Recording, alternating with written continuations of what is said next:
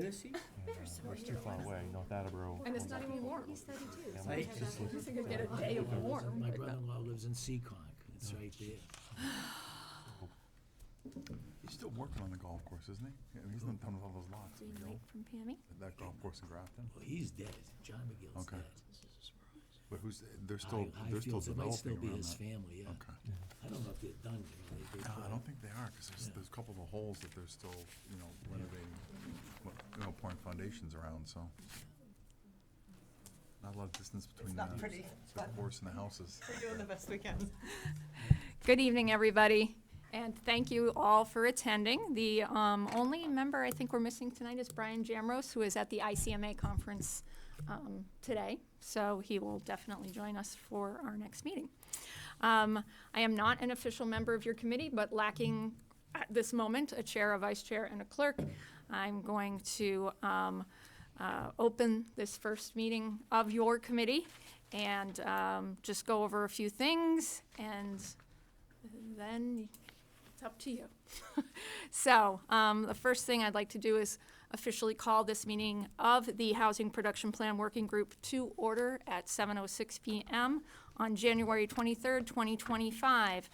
And we are going to begin by taking a roll call vote. We're going to start with Jerry, and if we could go around the table and just state your name and that you are present in person or remotely. We don't have that option tonight, so just present is fine. So Jerry Townsend, present. Mike Gagan, present. Peter Zona, present. Dan Spangler, present. Norman Shopping, present. Andrew Matei, present. Brian Stevenson, present. Wesley Stanhope, present. Christine Watkins, present. Pam Nichols, present. Stephanie Cavino, present. Don McKinnon, present. Jim Edamona, present. Michelle Edelstein, present. Tim Annis, present. Excellent. Next is Pledge of Allegiance. I pledge allegiance to the flag of the United States of America, to the republic for which it stands, one nation, under God, indivisible, with liberty and justice for all. All right. Even though this is a working group, we want to allow brief period of time at the beginning of most meetings in case the public feels a pressing need outside whatever public forums you decide to establish during your process to get a point in or to have a comment to you.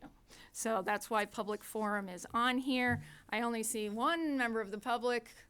Paul Schaefer, you have anything to, that you feel this committee needs to hear from you before they start their work? Good luck and Godspeed.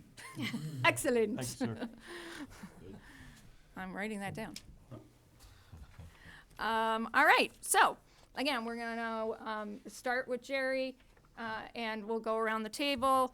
Again, just your name, kind of what part of town you live in, and if there's anything in brief in particular you want to say as you begin your service to this committee and this process. No pressure. Good You don't start have to with say someone anything. else. Jerry Townsend, I live just up from the Sutton Senior Center, up off of Barnett Road, and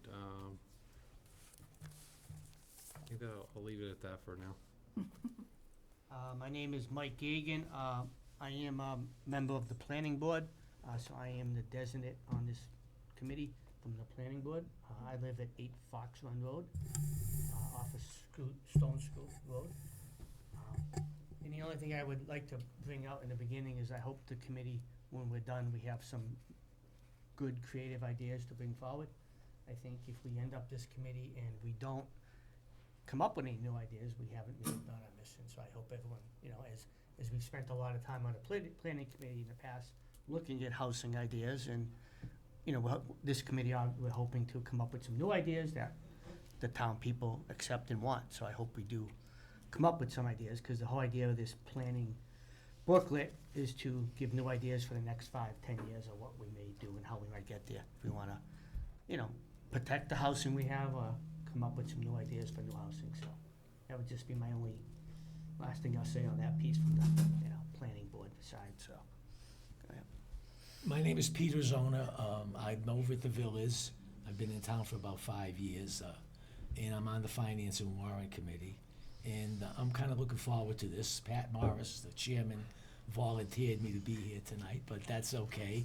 I like the idea, and so I just want to see how it goes. Some of the information I've received already that I've read through was full of interesting things and good ideas, and I'd like to see where we go with some of those, because it seemed that a lot of the bases were covered in some of the previous work.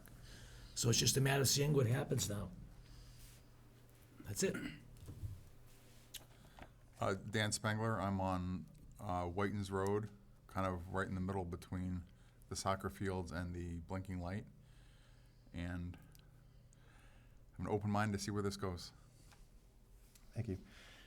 Good evening, everyone. My name is Norman Champagny. I live at 72 Eight Lots Road. I am a member of the Select Board.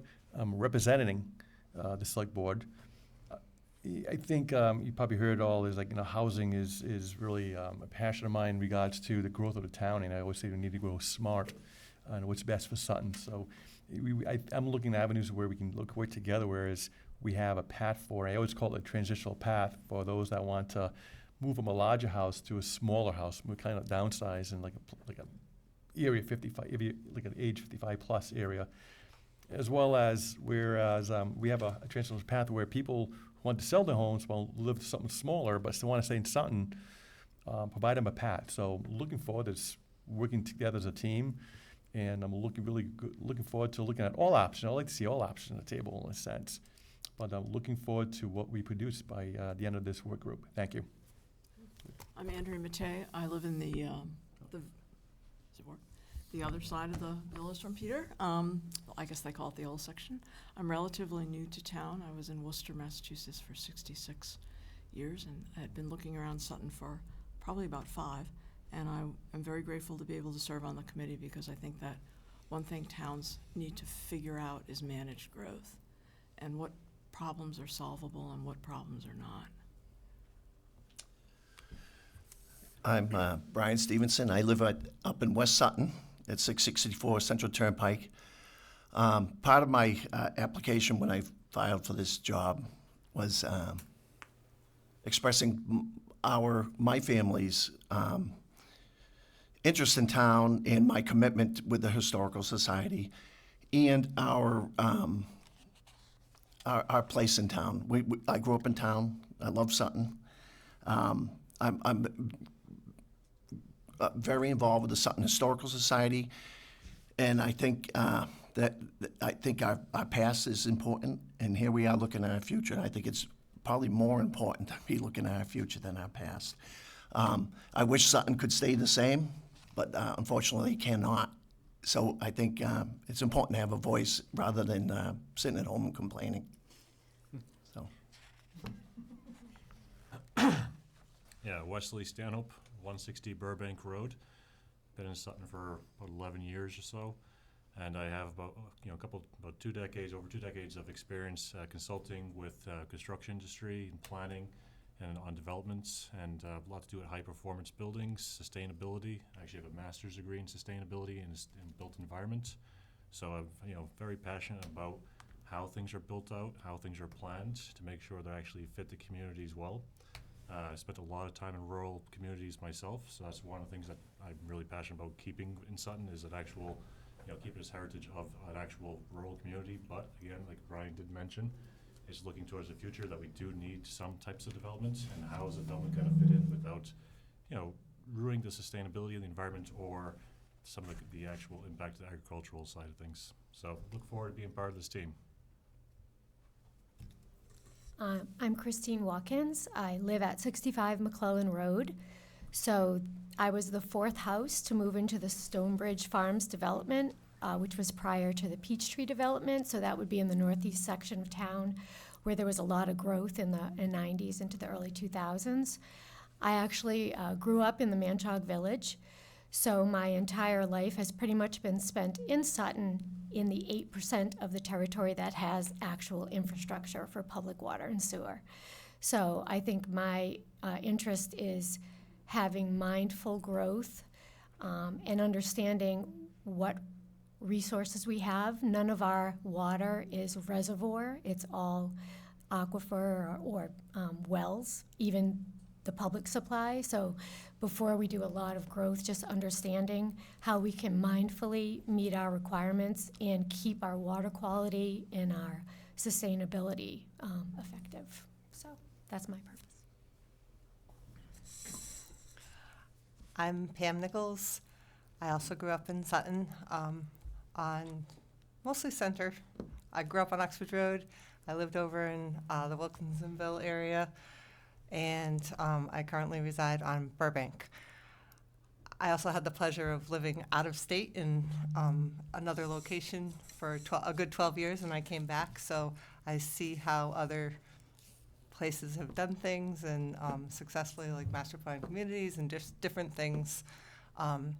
And I hope that I can help whatever our solutions come in, communicate out to the town, because I think some of our ideas have gotten lost in the past and people not understanding or misinformation, different things. So that was really my goal, because I work for the town also. So.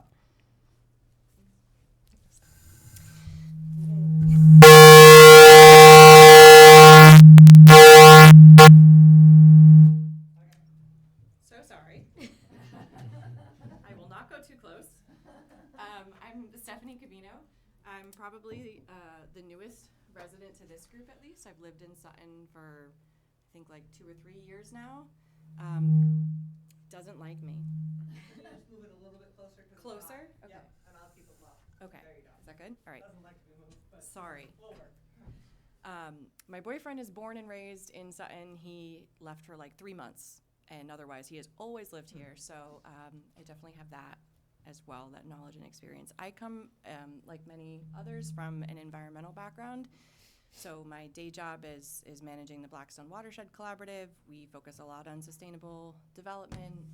I've led a lot of sustainable development tours of planned communities like Pine Hill, Devens, Massachusetts. So definitely come with a similar background focused on infill development, how can we do this sustainably, and thinking about alternative housing types that we don't typically think about, not your 2-acre lot, basically.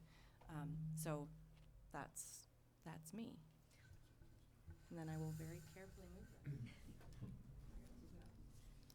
Okay. Because I know it's going to have to go to him after. Okay. I'm Don McKinnon. I'm also relatively new, not as new as her, but I've lived in Sutton for 6 years. I live over in West Sutton, and I am the pastor at Legacy Church, also First Baptist Church of Sutton. So, we're still legally that.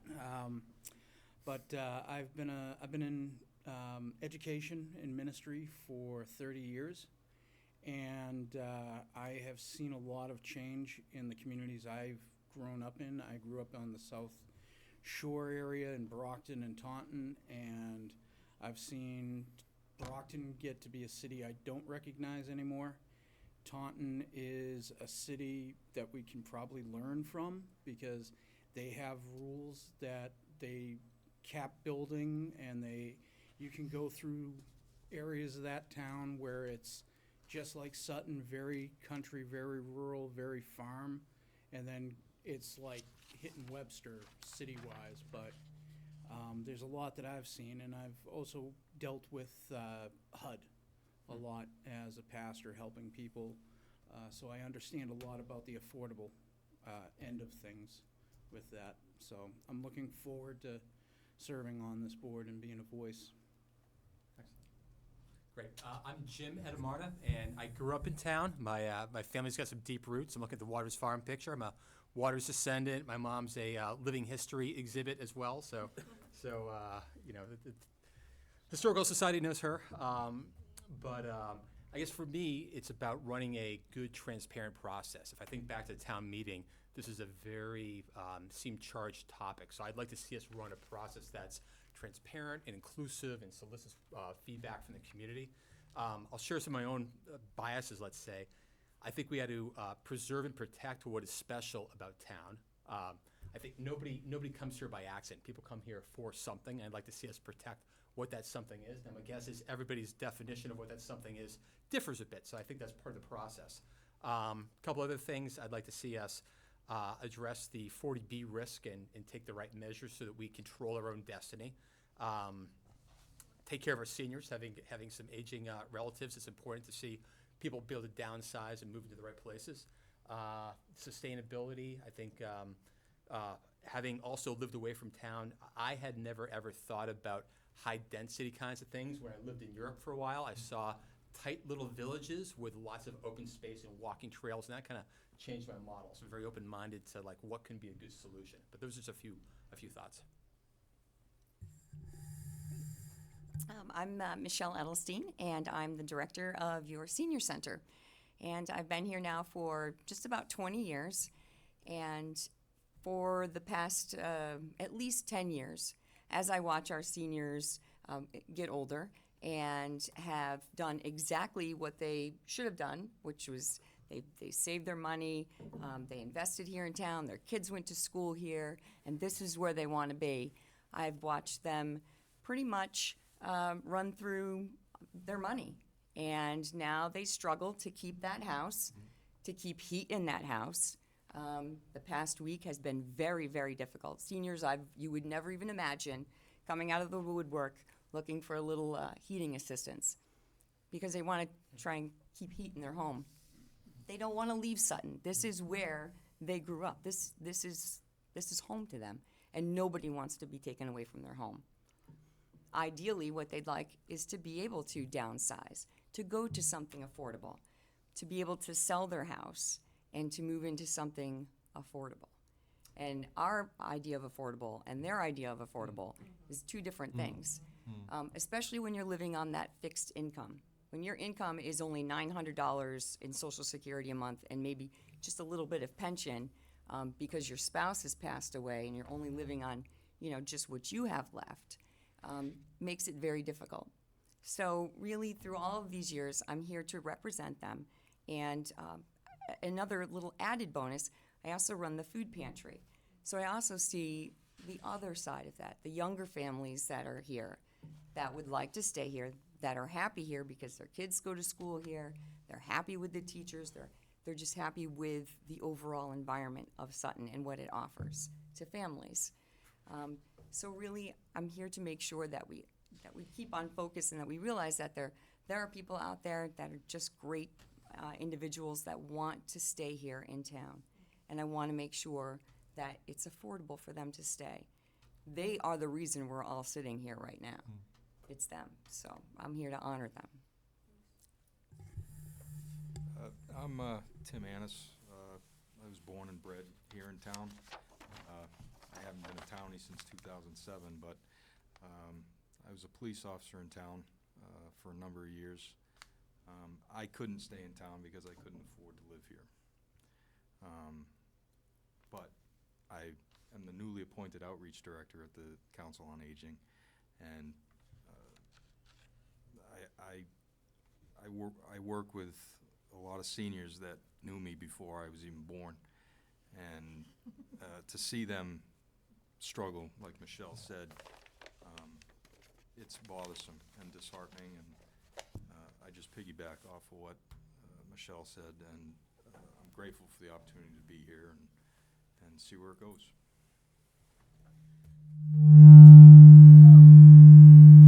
At least it wasn't just me, so. I just thought it was that the communications director had just spoken. That's where I thought it was coming from. All right, that's some great opening comments. Thank you all. I am excited to have you guys do the work. So thank you, and for being part of this process. All right, so what you've been given to date electronically is the last plan. This is for the planning board's comment when they were appointing you all your mandate to update this plan. So, and there are some recommendations that were made in that plan, some of the things we tried to pursue successfully, unsuccessfully. And these are the very sparse guidelines for the update process. So I don't expect that everybody's perused this in huge detail, but this outline is pretty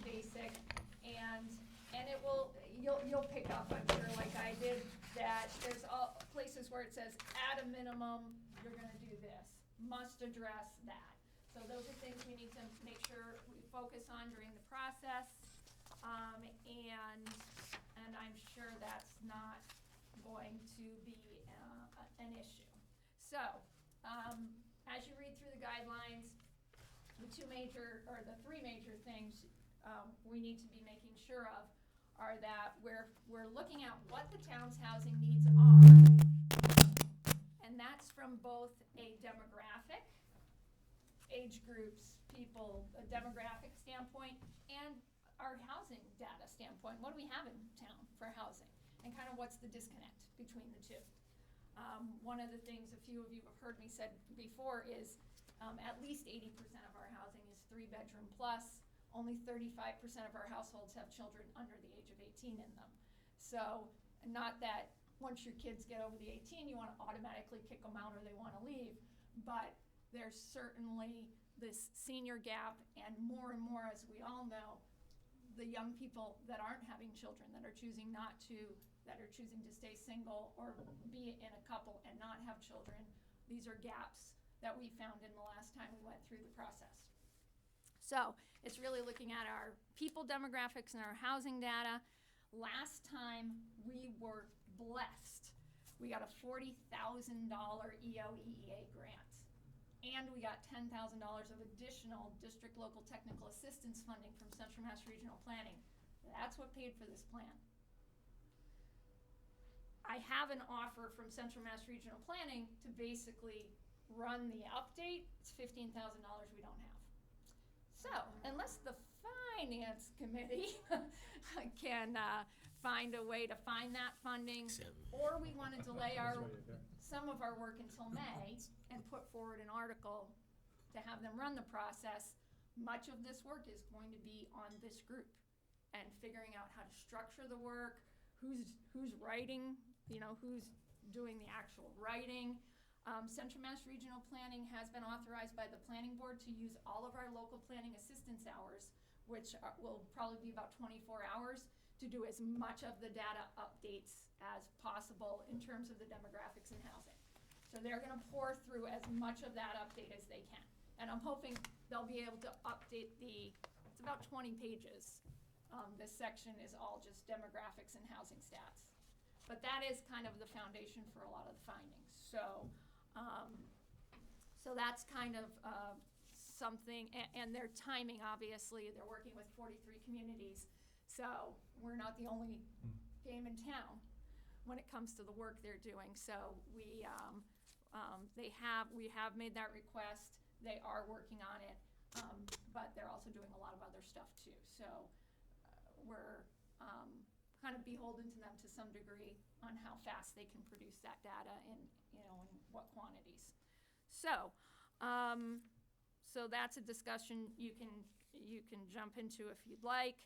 And then a key to the plan is providing an opportunity for residents to become informed. Goes to that transparency, the communication methods, and for them to provide input. The reason you were given this is because this is the latest survey we have that involves housing. And as many of you who took this or have seen this know, this really focuses more on MBTA. It talks a little bit about cottages, but it's really not the kind of survey you saw in this. We can use this and check that box, but if we, or you as a group, want to do a new survey that's more similar to this one, that's a kind of a broader foundation, again, for the update, I just need to find the funding for that. It's about $1,500 to do the postcards with the QR codes inviting everybody to participate and to get them out to every household and P.O. box in town. So I think we can find the funding for that if that's what the group chooses they would like to do, okay? So, but I wanted you to at least see this, because this is the only one that's in a recent time frame that we could actually use. Anything over a few years, you're not allowed to use. The other two things I gave you were just so you have the 40B, you can see all the towns in the Commonwealth and where they are in their 40B production. And this one is, this changes every single year. These are the 2024, and as soon as the 25s come out, I'll get them to you. But these are the 2024 income and rent limits. And I've highlighted for you, this is our category here, the one that has the highlight on it, Worcester, Mass, HMFA. That's what Sutton is a part of. And there isn't a map, but I did give you the list of the areas that are part of that. Just so you know what's being kind of smushed into that median income number that you see in here. These two documents are important because when they talk about the housing production plan, a key component of this is producing housing that's affordable under these and in compliance with these guidelines, 40B guidelines. If you want to have the joy of reading through the entire 40B regulations, I'll send you that link and you can peruse it all. It's tons of fun. But these are kind of the highlights, what the current income and rent limits are, where everybody stands. We're at 1.5% out of the required 10. And where we need to go. We're about 299 units shy right now as of the 2020 census.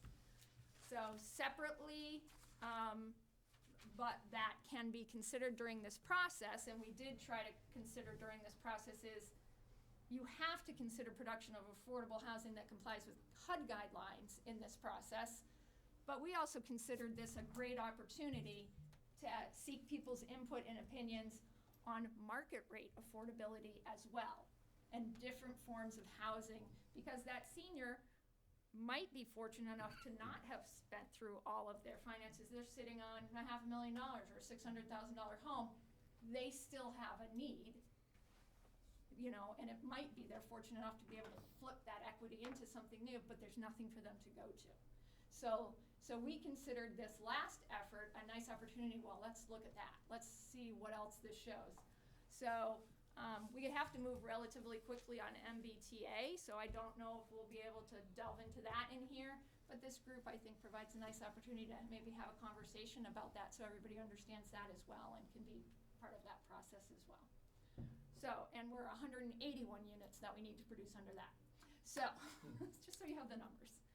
So, Excuse me, Jen? yes. Are the 181 included in the 299, or is it the 181 plus the 2? The 181 can have no more than 10% affordability unless we do a study that shows we're entitled to more affordability.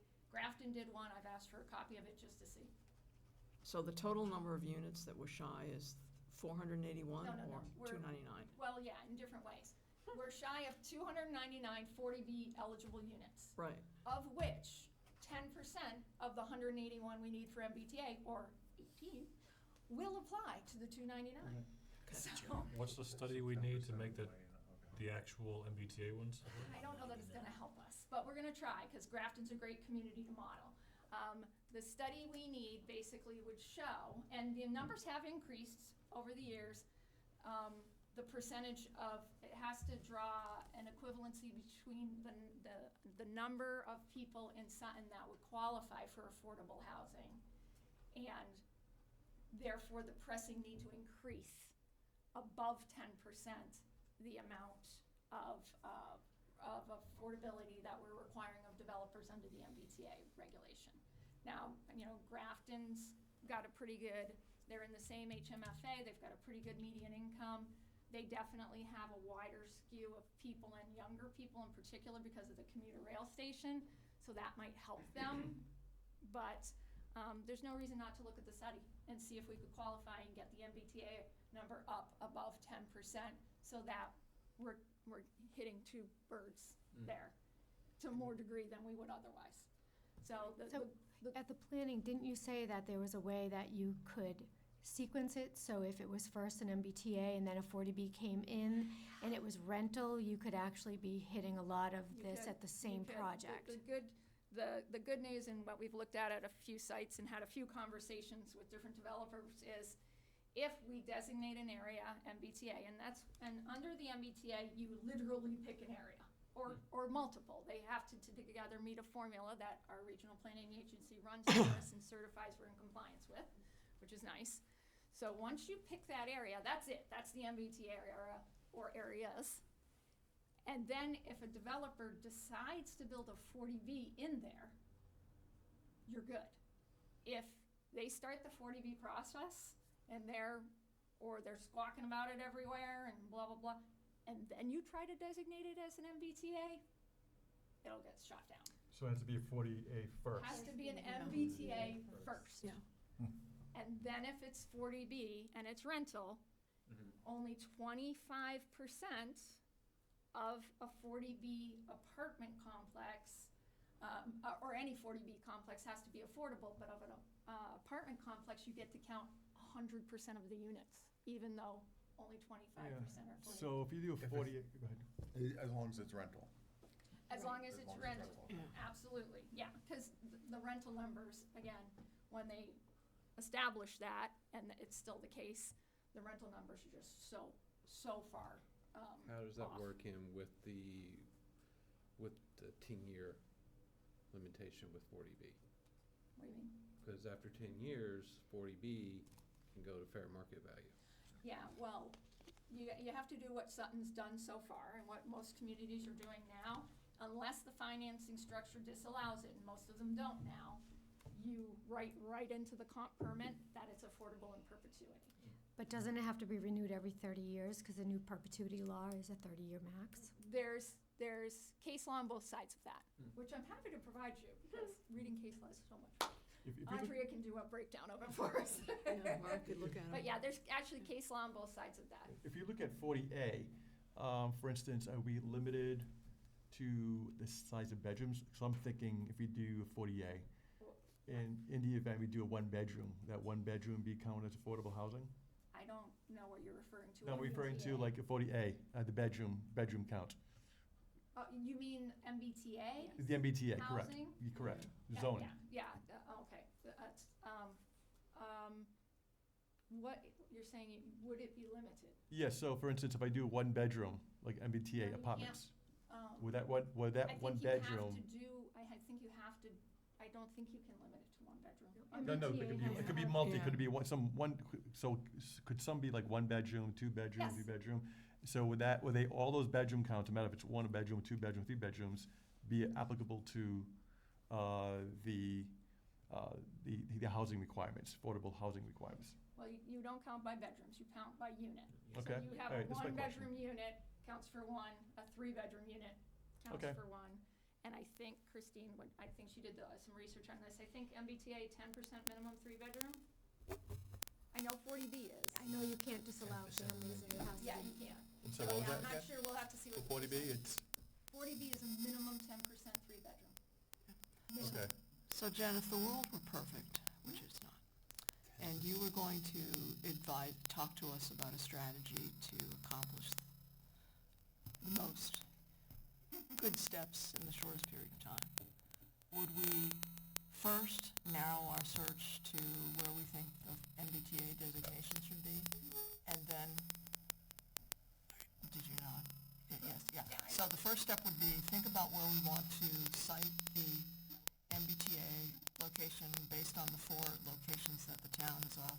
We've actually got a fifth now. Okay, fine, I'm just trying to get the facts, so the facts would be those Yep. 5 locations, what works the best, and then how far can those selections bring us in the other aspect of fulfilling the requirements? Yes. The only interesting thing about 40B as opposed to MBTA Yeah. is that MBTA doesn't actually require production. So you can designate something MBTA all day long and somebody doesn't ever have to build there. So, you definitely want to think of what's more likely. Correct. to be So built. we would evaluate probabilities, and that might be a persuasive fact in the area that we kind of land on.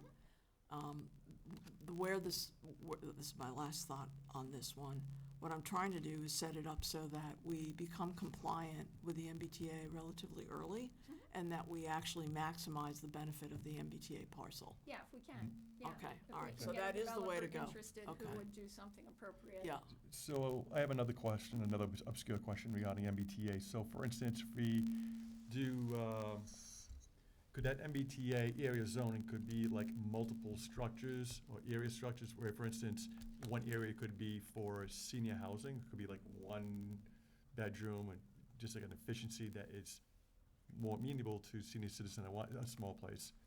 What I can do, because it's not an easy answer, is I'll send you the state's model MBTA regulations. Yeah. So those Okay. are what you're supposed to start with. And then you're allowed to craft certain areas of it. Okay. And one of the good areas you're allowed to craft, and I've seen some towns work very hard on it, and I've got some examples, is, and something that you'll see me get a little bit irritated about, is when somebody says, oh, MBTA housing forces 10-story buildings. It absolutely, Does not. 100% does not, unless you write your bylaw, so that allows that. Zoning, yeah. It requires that density. And by the way, I hope you will partner with me because we have an open period of comment coming on MBTA's new regulations. And one of the comments we didn't have the time to put in was, we did really well with being designated an adjacent small community, but we didn't have the ability or the time, or really a lot of kumbaya behind, because everybody's focusing on the different levels of towns, about commenting on the one-size-fits-all density. So I'm drafting a letter from a planner's perspective on how the 15 units per acre requirement across all the communities is also not appropriate, and that should be, but it'd be nice if, you know. When is that period? Should it be less or more? Less, correct? And it should be different in different kinds of communities. Yeah. I mean, we have an X persons per acre. There's a reason we're a small town adjacent community, because it's not because of our population, it's because of our density. And when you have a lower density per acre, again, it's my opinion as a planner that your units per acre should also be different in terms of fitting community character. So, Jen, these are all private contractors who would be building these homes, correct? yeah, you can't make anybody do So, anything. yeah, right, how do you attract a contractor to build 40B housing? I mean, Well, the deal what is- makes it attractive? It's different in every community. Location, location, location is the first thing that makes something attractive. And realizing that just because you think that's an awesome location doesn't mean they're gonna think that's an awesome location, and there might need to be some give and take on things if you want a particular developer to work with you. But, you know, it's different for locations, it's different for each developer. The good news is, or what we try to do every single day, is get to know the developers, either through them coming to us or by talking to other planners in building departments and looking online at different projects that are produced and reaching out to those developers. We're lucky that we have Wes, because I guarantee you Wes has got some names of some developers who do decent work and who think about sustainability, which is kind of cool. So out of those 5 locations that you designated already, do they have to build 40B housing in those designations? No, I think what Christine was referring to is there's an opportunity for a nice little bonus, kill 2 birds with one Yeah, stone. exactly. Yeah. Where if you designate it as an MBTA, and then you work with a developer who says, you know what, let me do some apartments, let me work with you on design, let's do a nice friendly 40B, Yeah. where the selectmen would, you know, have a nice discussion and say, you know, this is Sutton, we'll work with you, you'll get higher density than you can anywhere else, but it needs to be more like this or like that. And then the 40B goes through the process and gets approved, and it's rentals. Boom, 2 birds, one stone. Yeah. So, I mean, that's an ideal. And then Now- perhaps you can fit a strong number of requirements that we need to meet right, in that density, in that area, in that zoning. Right, yeah, and the deal is, the MBTA right now, if not successful with logic provided to lower the density in communities like Sutton, if that's not successful, 15 units per acre can be done. If you saw my endless presentations for the last 1,000 years, 15 units can still be done appropriately, not in every location in Sutton, but it can be done appropriately. But in at least one location, we have an owner/developer who said, you know, I can't get 15 units per acre on this property, wetlands, ledge, blah, blah, blah. I'll probably do 10 or 12, which is still not, you know, it's less than 15, I guess. But I'll do a 40B, and it's all rental because so Those 15 units, is that public with municipal sewer and water, or it a depends shared on, system, or? it depends on Title V, because it doesn't matter what 40B says and what MBTA says, you still have to comply with Title V. Yeah. So, yeah. Well, So- right now, Title V is 2 acres, right? No. What is it? No, it's based on the number of bedrooms. Gallons per number of bedrooms, up to 24 units can go on one system. But you what still have size, to- what's acreage I'm talking about? There's not an acreage. Oh, no? It's a formula based on number of bedrooms, on Yeah, per right, that's the grades, size of your on- septic system. Yeah, Yes, so right. you can Is do that- up to 24 units on one system if you actually meet all the perk requirements and Yeah. blah, blah, blah. It doesn't happen a lot No, right, in a community like Sutton with ledge and right. clay and. Jen, I have not to entirely switch gears, but this is our first meeting. Yep. And we haven't done the whole, like, when are we meeting, chair, et cetera. Perfect. I feel like we're jumping into the weeds, which is helpful in terms of understanding what we're doing, but also in wondering, like, when is our next meeting? Can I put it on my calendar? So, how often do we meet? Those kind of, like, logistical things before we, Yeah. yeah. Awesome. Thank you. So, completely up to you, 100%. Again, not a voting member of this committee. And I just, in case you didn't get it in the introductions, there are 4 board appointments. Planning board appointment is Mike Gagan. Peter Zona is the finance committee appointment. The Board of Selectmen appointment is Norman Champagny. And the Council on Aging appointment is Michelle and/or Tim.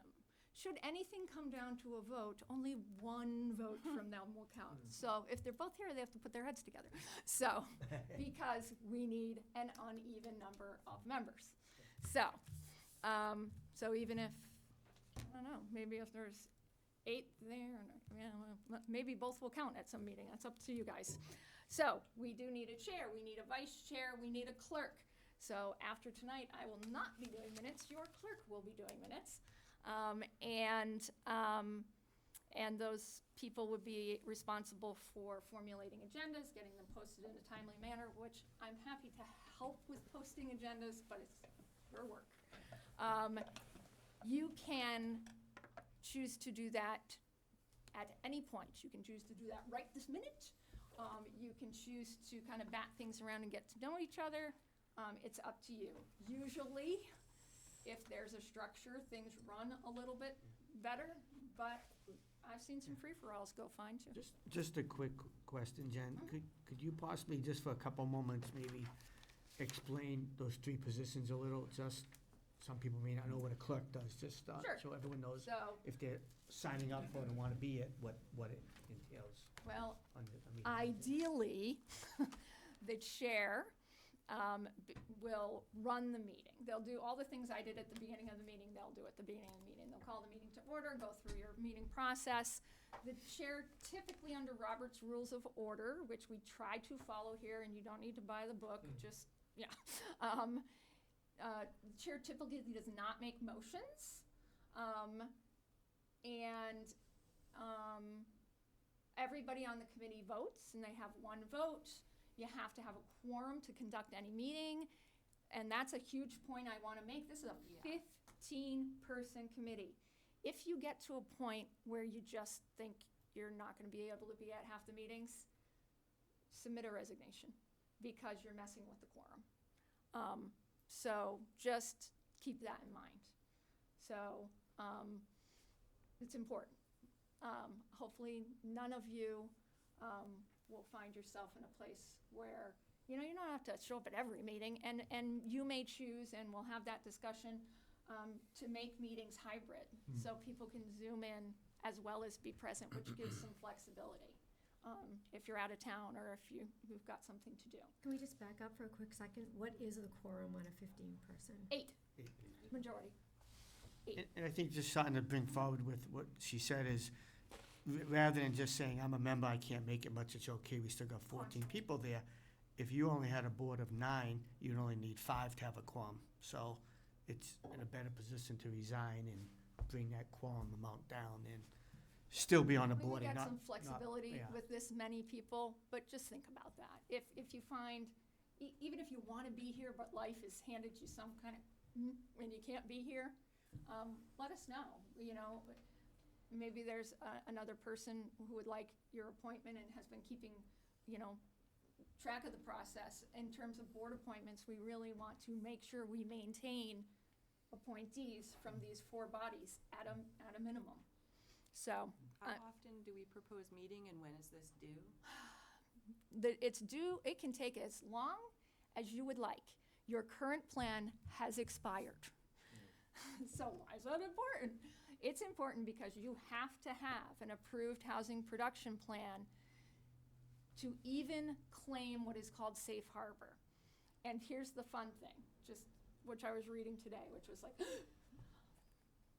once you do your housing production plan and it gets approved, it's the units produced or that become eligible to list after that date that count. So if we take a year to get this done and we get lucky this year, and if developers like, I'm like gonna do these voluntary affordable things, or we do some ADU stuff, and this plan doesn't get approved until next January, all the units we produce in the meantime don't count. Well, no, they go into our housing inventory. They just don't count towards the 0.5 or the 1% Right, safe so they harbor won't for help that us year. in safe harbor. Right. Right, they won't help us in Maybe, safe harbor. I don't know if everyone understands Yeah, what safe okay, harbor is. So, safe harbor is, so we have 3,000, for the census, 3,542 housing units in Sutton. We need 10%, so 354, we have 55, so we need the 299. If you can produce, if you have an approved housing production plan and you produce 0.5% in a year, which is 17 units, then, actually I think it's, 17 units, it might round to 18, then you get safe harbor for a year. What safe harbor means is, should the 40-degree developer come in with a horrible project in a horrible location, and they're hell-bent on getting it approved, if you have an HPP, you still have to get tortured by going through the process, by the way, but when the zoning board disapproves it, there's no appeal to the Housing Appeal Committee. You are automatically deemed acting in the interest of the town because you're working on it, you're showing progress. If you produce 1% or 34 units, you get 2 years.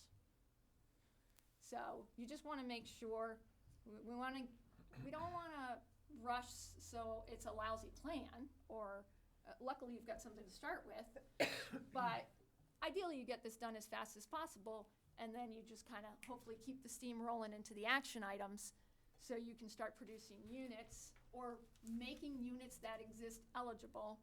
Different conversation for a different day. And then they'll count towards your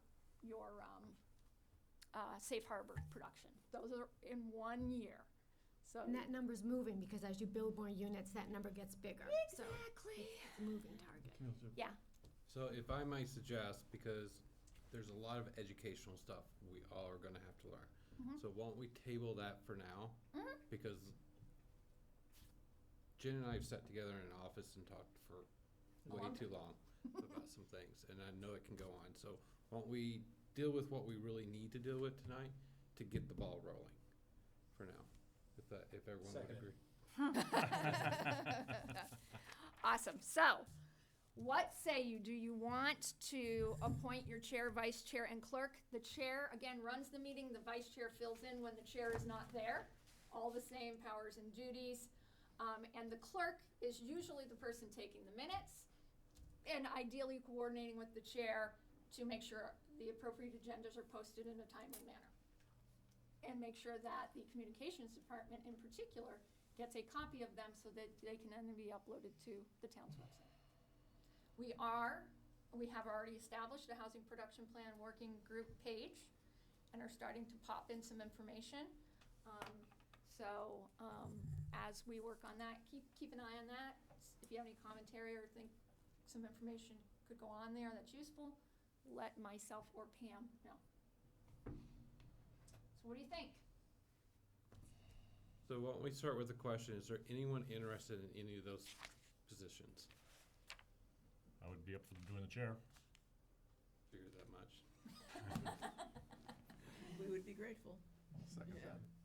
Second that. I need a real motion. So, we'll see. So, motion to make Wesley Stanhope chair for this committee. I'll second. Norman second. We're like 8 seconds there. So all in favor, say aye. Aye. Aye. Anyone against it, say nay. Yeah, I'm not against it, but I did want to make sure there's no one else here who might want to be as well and kind of throw their name in, you know. I don't, you know, rather than just say one person wanted to, yeah, it, you know, I don't know if anyone else here wants, you know, but if anyone does want to kind of throw their name in, I mean, it should be given that opportunity, you know, again, if there, and it may not be, I don't, you know. Anybody? You seemed very organized. You came with ideas, so. I just had time to think while people went around. I'm good. Thank you. I think Wesley's great. All right. Having no takers. All in favor was, can I hear that again? Say that again? Aye. We don't need to do roll call without We're not in that. hybrid? Okay, good. I'm gonna call that unanimous. Okay, so that's chair, vice chair fills in for Wesley when he doesn't show up and assists him in all of his onerous duties. I'd be happy to do that. Motion for Jim Anamaya for vice chair. Second it. Anyone else want it? No? That's the question. Anybody else? Anybody else for vice chair? I see no takers. So vote. All in favor? Aye. Any opposed? Any abstaining? That's unanimous. And who wants to do the minutes? And you can't appoint me because I'm not on the committee.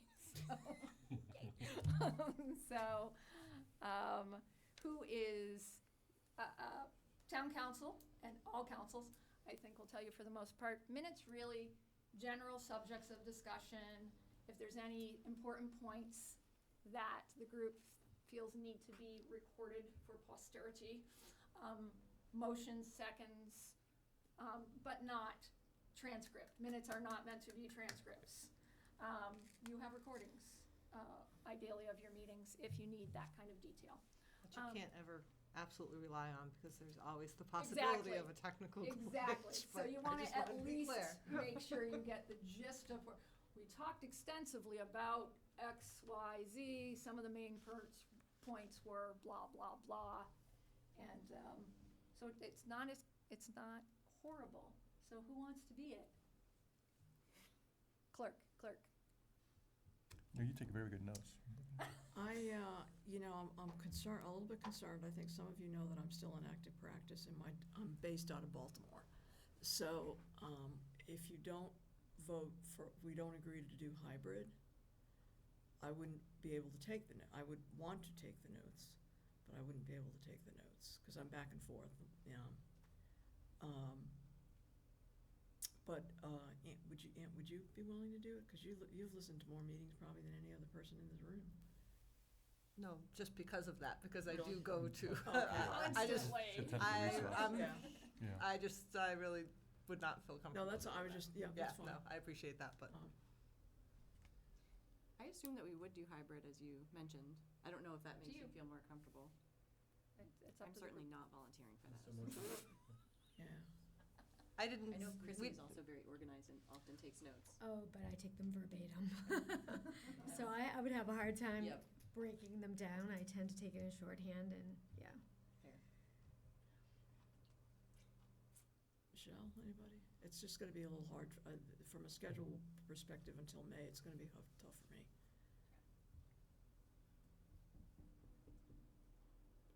All right, I think we should go get some straws. I nominate Brian. Was that a real nomination? I was gonna say, what did Brian do to you? Jen, I suppose either Tim or I could take on that mission, if that's okay? Of course. Plus, there's two of you, so you Right, can combine listen, efforts right? and, you know. Simplicity there. All right. And Thank They're you. simple. Thank you. Yeah, Yeah. thank you very much. yeah, I mean, and you They can need always to put throw yes them to on me. it. No, I If you just, wanna well, throw you know them, I'm still pop them in working. draft Yeah. and Yeah. shove them to me. We can do that. I would like to add as Okay. little as possible, but it's very annoying When when you I have to started do. Concom in Worcester, and we were like 4 years behind on minutes. And it was your job whenever you had spare time to Yeah, just watch. hybrid, yeah. All right, so, Traveling, so a couple meetings, so I'll be so hybrid. Michelle as clerk with Tim as her backup. I need a good bet. I need a motion for that. Oh, it's my privilege to nominate Michelle and Tim to be the shared position of clerk. Second? Who was that? You won? What? Oh, that was Norman. Norm.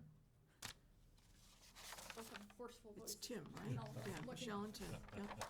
All right, vote, all in favor. Aye. Any opposed? Anybody abstaining? That's All right. unanimous. So how about the seating? So should we do the seating arrangement, so he'll be sitting here at the end? I think we're okay I with think we're that. fine for the rest of the tonight. Versus tonight, but Could I next ask meeting? us to vote to agree that we would do hybrid? Yes. I'd make a motion May I to ask for do that? hybrid. Yeah. Second that. Second. Hold on, that was Dan. Hybrid, who was the second? Wesley? Oh, you can't, though. Okay. You can't. Alright. Oh, you can. Yes, you You can. can't- Chair, Is he the can chair? second, but he can't make a motion?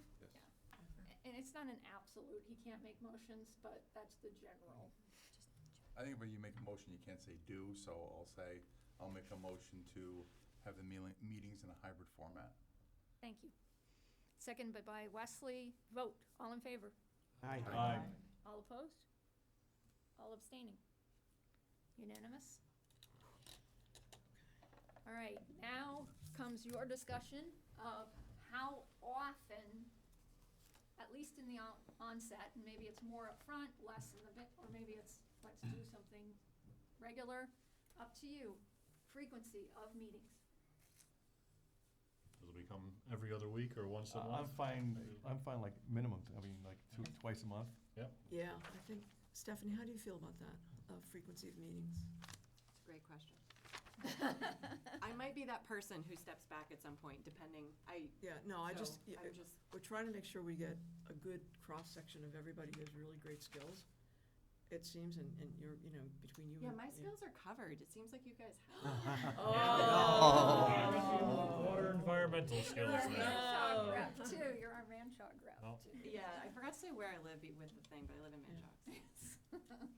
Just a suggestion, you might want to go around quickly and have everybody kind of give that thought of, That'd be great. just to get a feel for what I the. mean, again, if we call out, it's not putting Mis- someone on the Mr. spot. Chair, we're we're, working- we're Mr. Chair, through the chair, if that works. Well, for discussion about the actual meetings? How often we think, Frequency. Well, I mean, like, I think it kind of makes sense to myself for about every other week to keep things moving forwards. We do have a big group here, which is gonna be good for parsing out different aspects of all the work we need to do to get this Right. updated, all the research that we need to do for this. So, I mean, if somebody has to miss one because of something in life, life does happen. But it would be good to have it every other week, but that's my thoughts on it. Do you wanna? I agree with that.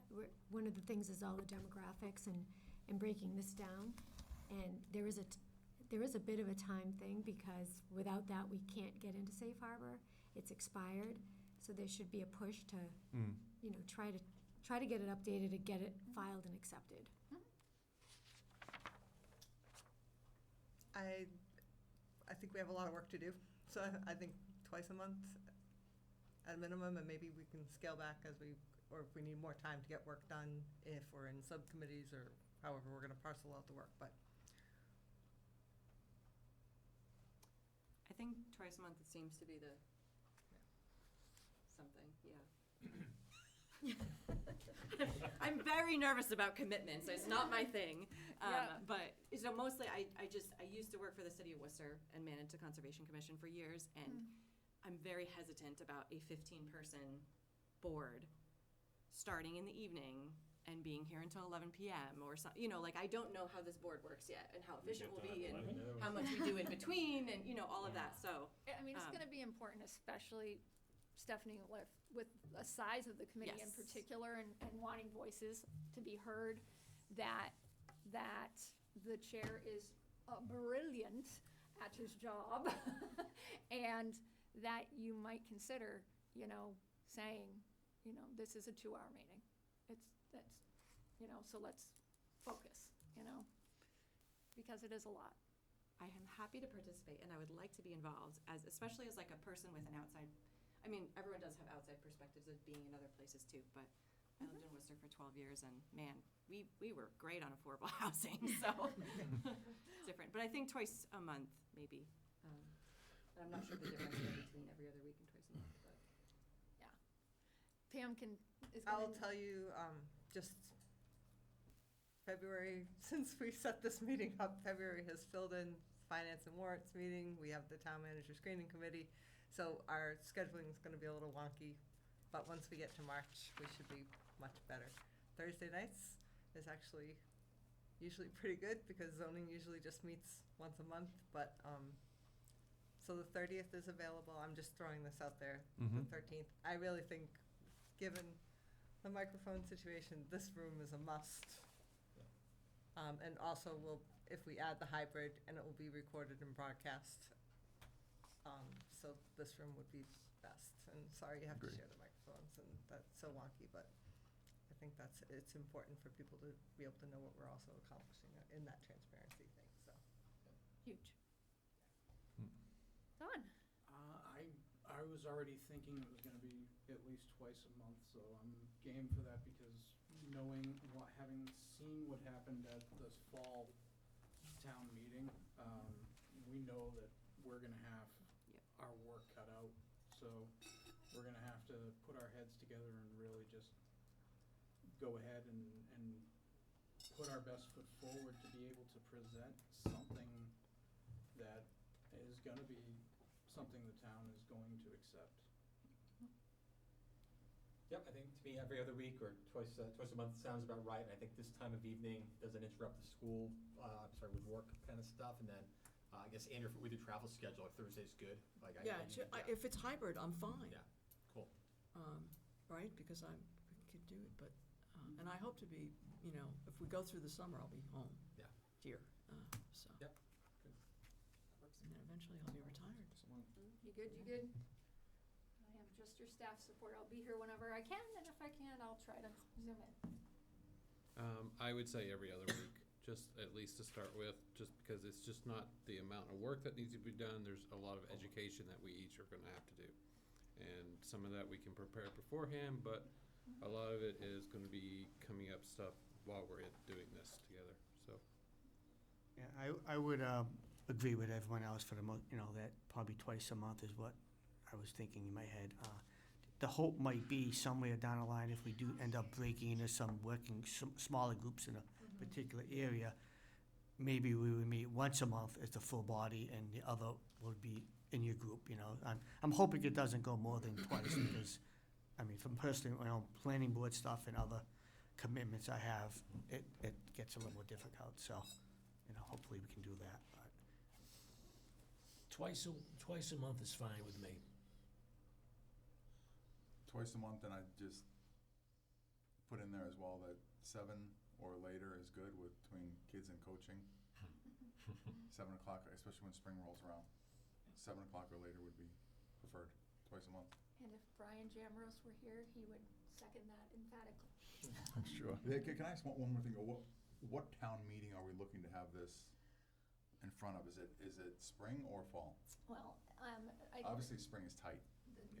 I don't think you're looking for zoning changes that come out of this ready for spring, but maybe you're looking at MBTA for spring. But it depends on, because the warrant closes in March, so you've got this big. So, but again, MBTA is much more finite.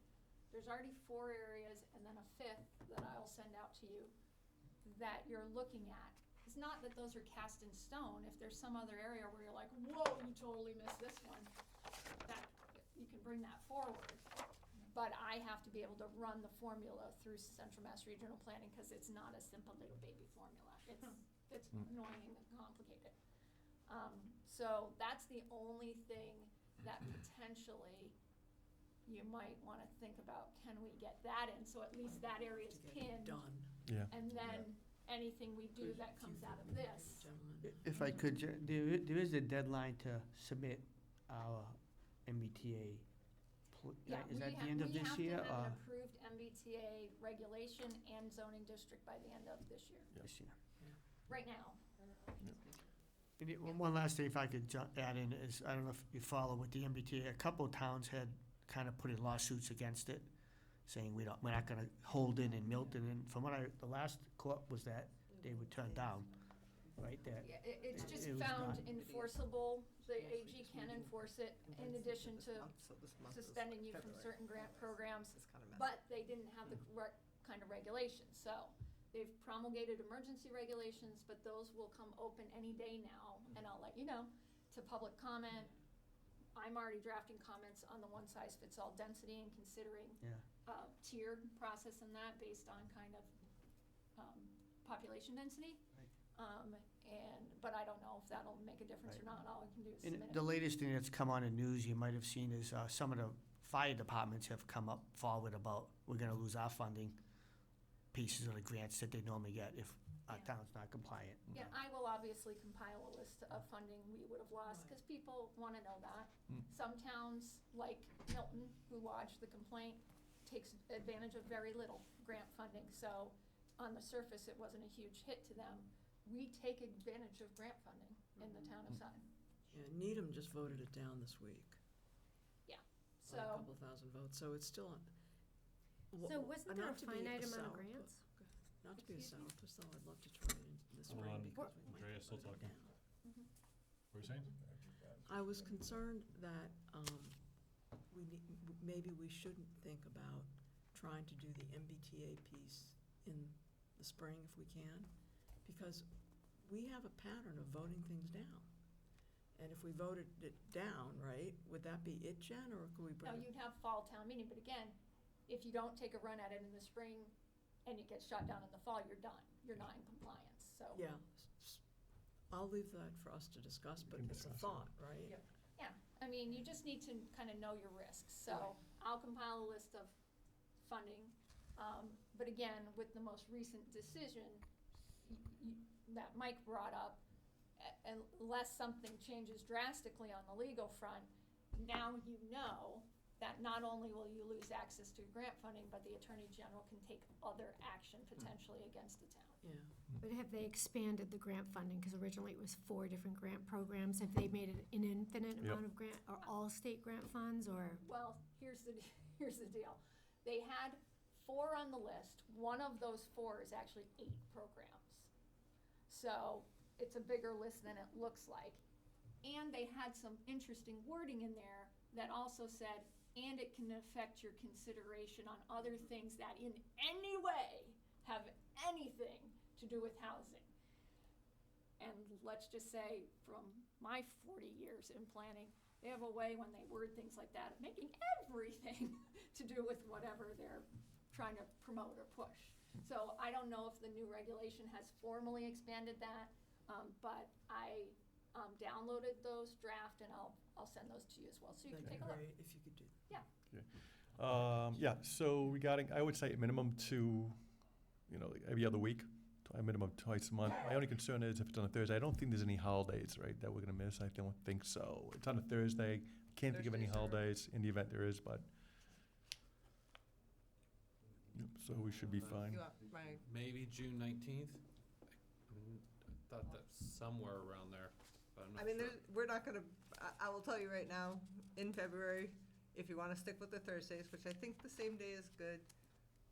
I think would Thursdays are suggest good. that we do the 30th, which is next week, which is fast, but I Yeah. think we need to get our momentum going. Yeah, I don't have kids in the school system. When is February vacation? Is there a February vacation in April? Oh, there is a February vacation, and that is. and you get one in April too. Or is it the next week? That's gotta be The holiday? Sorry, the holiday, yeah, it's the holiday, Okay. always the week of the So the holiday. 13th is available, the 20th is not available, Finance and Warrant is meeting, and the 27th is not available, the Town Manager Screening Committee is meeting.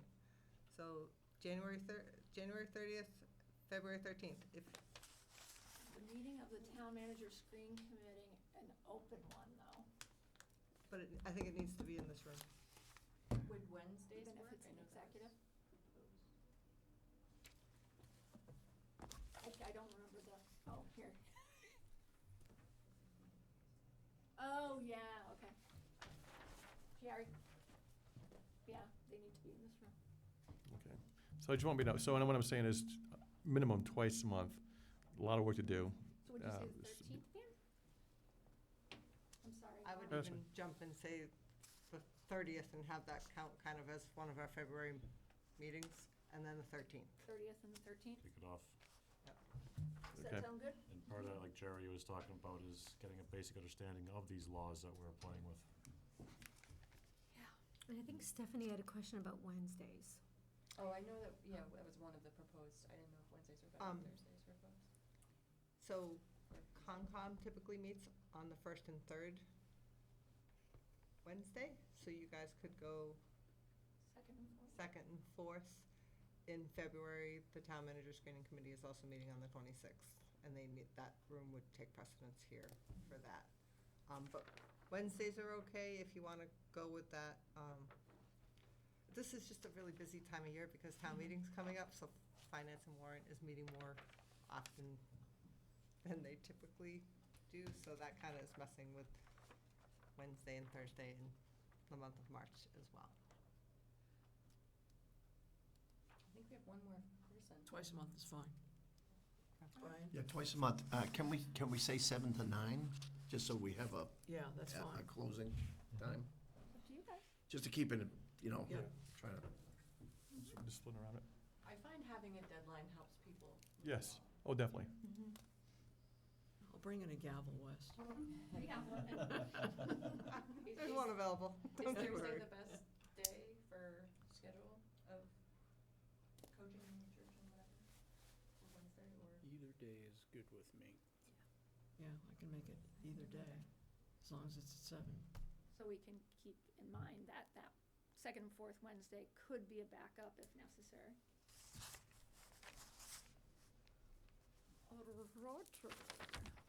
Stephanie, have we accomplished what you? Fourth Wednesday and I'm a logistical person. I know, I appreciate that. so is this February, talk about the fourth Wednesday? That wouldn't work. No, Not that. we were talking about, like Pam said, next Thursday, the 30th, It's then the January 13th. Those would be the two Februaries. Yeah, And then in March, we'd probably be looking at the 6th and the 20th. that's for the Thursdays. That's the Thursdays. Not Yeah. the 6th, because that's the zoning meets on the first Thursday, but the 13th, 20, and 20th The would 13th be and- the best for March. Or push it to 13th and 27th. 20th. I know they're back-to-back weeks, but the 27th is Finance and Warrant for the town warrant review. What about the Wednesday for that? Well, we don't have to plan out for, I mean, as It's long as not- we've got a that's- couple yeah. figured out, then we can Yeah, because continue that from one's there. gonna move, because I already told Laura it's too early. It's before the planning board hearings. She I can't do think you that. have one later, but they're gonna start with like the schools and. Okay, yeah. Okay, I would just suggest, I think, if it does get to it where we do a Thursday and then we can only maybe do that next Wednesday, I think every other week is more important than 2 weeks in a row. Because I think, Yeah.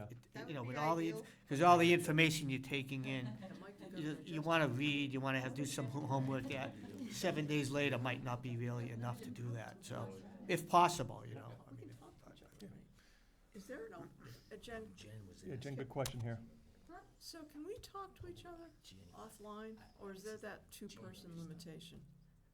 Last commitment for January is January A 30. quorum, I mean, you're encouraged, I can't vote on a anything. quorum can't, so 8 or more of you in a room it's okay, I cannot be mean, that's the doing that. reality. Okay. We encourage, People have schedules. But like 3 of us could go get a beer, or some like cup of coffee and talk about it, no?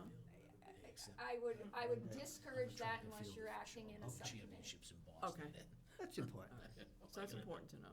Again, it's just definitely- appearance of conflict. Oh, no, I know, that's why I was asking. Speaking of which, do we need to do the conflict of interest training? I don't think you do that. All right. So you can talk to one person, you don't talk to 2 people. You can talk to one person at a time. Okay.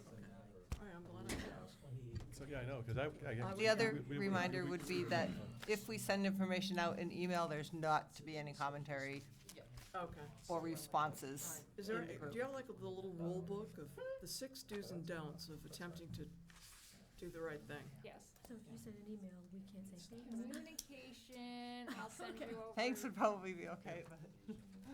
I'll Sorry, send you Liz, you some may know basic this, I don't stuff. know If this you have stuff. questions, just ask me the questions and Yeah. I'll make Okay. sure Yeah. those go out to the group as a whole. So, Can we again, keep to one discussion table? what's that? Thank you, Mr. Chairman. Yeah, easy, easy. One discussion. You asked a question. Pam kind of touched on it. My question was, as far as like working documents, as a consultant, I'm always getting a document, lots of comments, this kind of stuff, very collaborative, but in this kind of forum, is that allowed? All right, so if you choose to work in subgroups, like some X people are looking at cottages, they can meet as their group offline and work on that cottage thing. Then they're gonna be bringing a document back to the main group. Okay, so that document can be emailed from the person in charge of the cottage group back to the main group. Then we discuss that in this open meeting as the whole group. So the little groups can work amongst themselves offline, working on their small pieces. Everything is reported back to the main group. The main group discusses it as a whole. Okay, so Small group of less than 8 the people. small groups are less than 8 people, and they can be going back and forth with working documents. Yeah. And And then- best to be identified subcommittees. Yes. It's tricky, but I've checked into that a little bit, and we should be okay with that. But I'll double check, Pam, we'll make sure we're good there. But yeah, your subcommittees, again, just think, if I'm on the outside looking in, is anything I'm doing something that more people than not, because there's lots of paranoid people out there, Sure. more people than not would go, hey, wait a minute, something's going on here. So just try to keep that in If I mind. could inject one more thought, just for the group, you know, having been on the planning board and we've gone through the hybrid meetings, us as a planning board really put an emphasis on our members being present when we can. I mean, the circumstances happen and someone's out of town and we go hybrid, but I just hope everyone here, even though we open up hybrid, make the best effort you can to be here if you can, because personally, again, maybe you all have different thoughts, but seeing everybody, reading everybody is very effective, I think, versus looking up at a screen and, you know. So I just say, obviously, there'll be times all of us may not make it, and hybrid works, like you know, mentioned out of town, but just in your own mind, try to keep, if you can make it, show up. You know, I think it's beneficial, so just, Yeah, it's more productive. yeah, just something to throw out there. So Jen, you mentioned a good remark, good guys, if there's a subcommittee. So let's say there's a subcommittee, as you mentioned, example, cottage housing.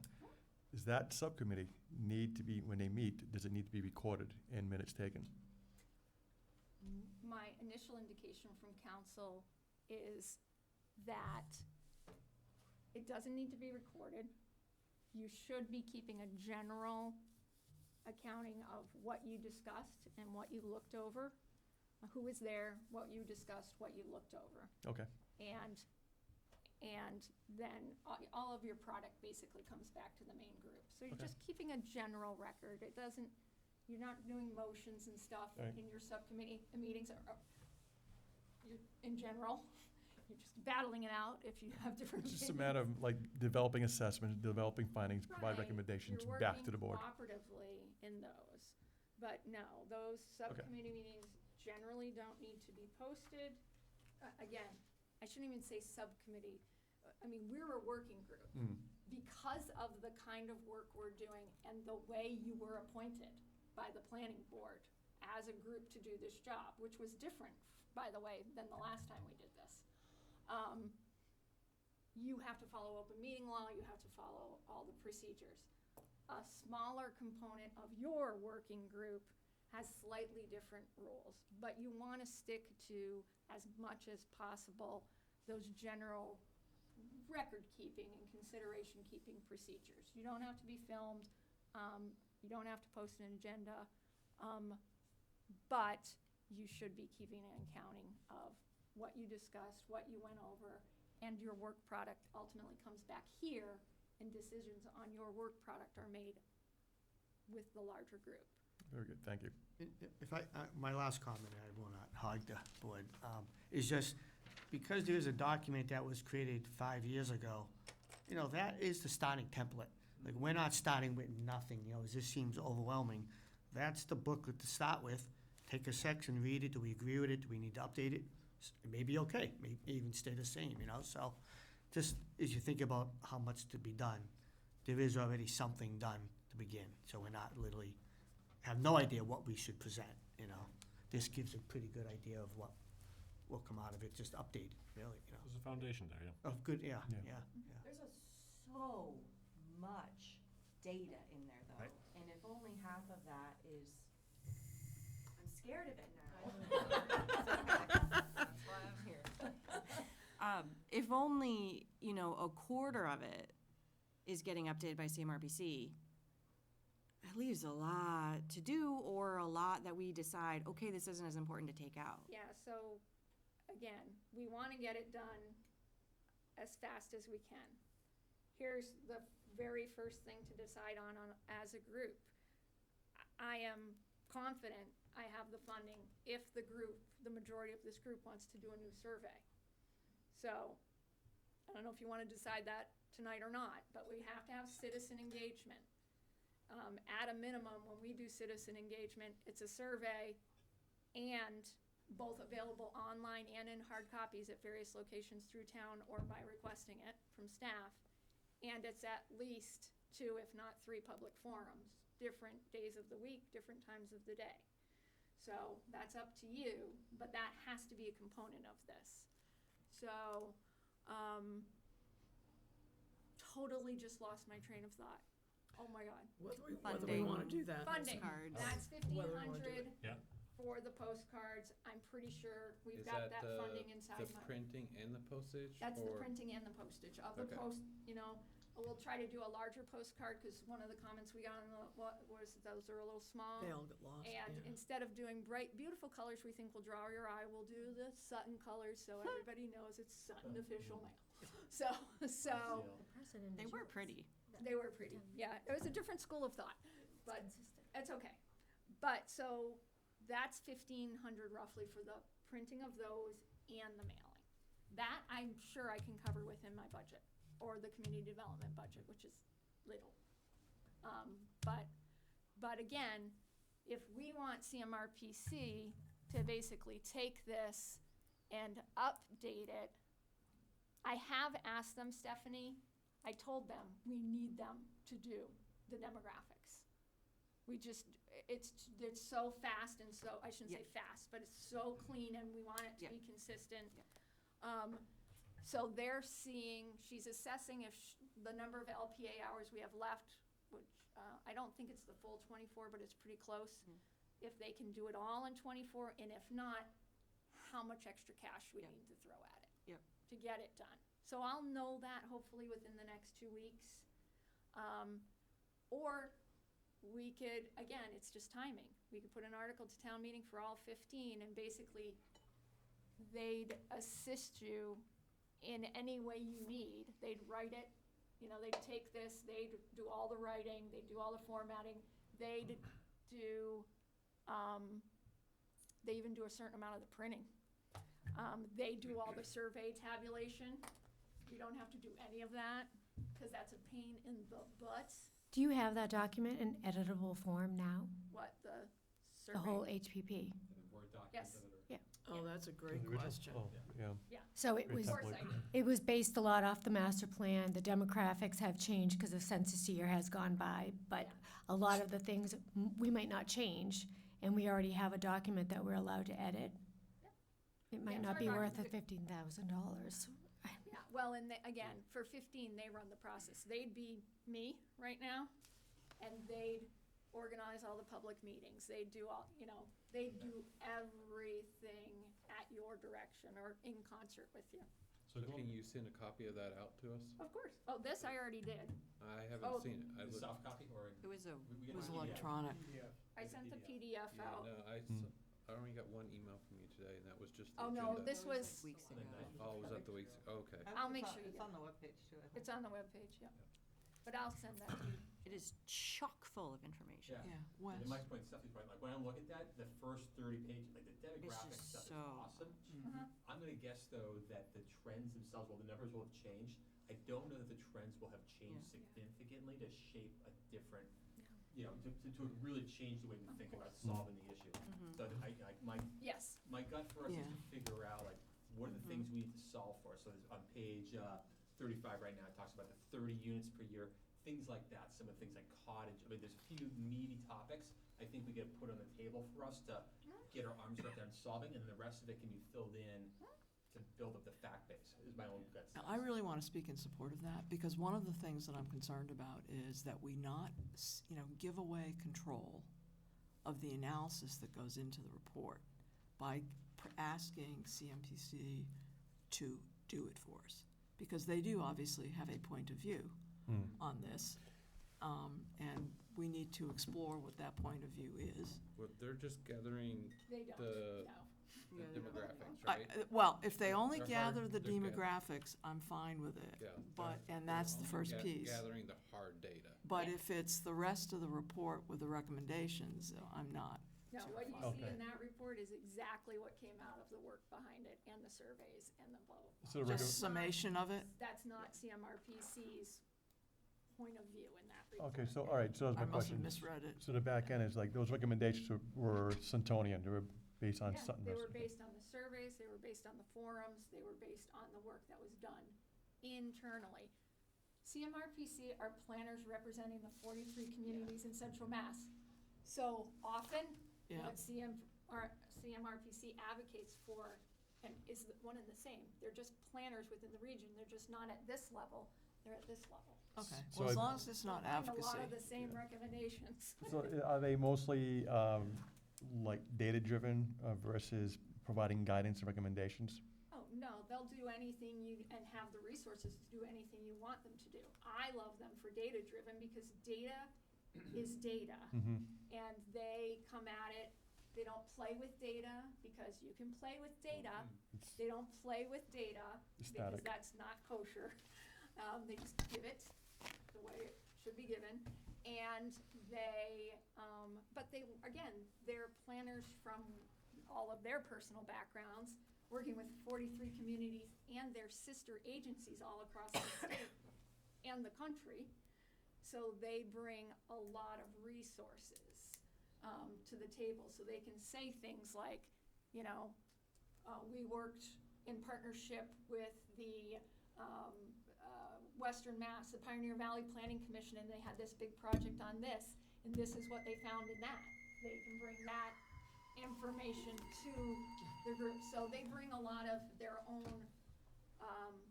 professional experience from all across the state, and frankly, they do a ton of networking nationally as well. So that's additionally what they bring to the table. I It's mean, like they've filling in grown- because we don't have 10 gens, but we need 10 gens. They have Yeah. 65 staff now. I mean, when I started here, they had 8, I think. They have 65 staff now in multiple areas of expertise and disciplines, Well, angering a lot who of funds people. them? Is that rhetorical question? Is it funded by the Commonwealth? They're Excuse me? who funds them? Who They're funds them? Is it by the quasi-governmental Commonwealth that funds them? They're quasi, I don't know who all the, it doesn't all come from the state. No, the funding comes from each town. I mean, we pay $3,500. $3,000 a year, something like that. So each of the member communities pays in. And they get grants. Grants, they get, so they're funded from a lot of different sources, But including the communities they I don't serve. think they're a separate 501c3 agency. I think Oh, they're, no, they're an arm of the government. Yeah, they're an not agency. like- Right. Different than CHAPA. CHAPA is a separate entity formed by people. They get their own fundraising. This is, they get grants from the government and then assessments from the towns. So I work with them all the time All right. too. They've gotten funding from me, I've gotten funding from them. They're planners though. Right, They can yeah, make maps, they can write bylaws, they can give you expertise around how you might change something to fit whatever you've specified your goals are. They definitely don't come with an opinion, and they're trying to represent whatever this body would do. It's just that if we don't want to be the ones to see like, how do you want to word that sentence, or what's that number, they could do it.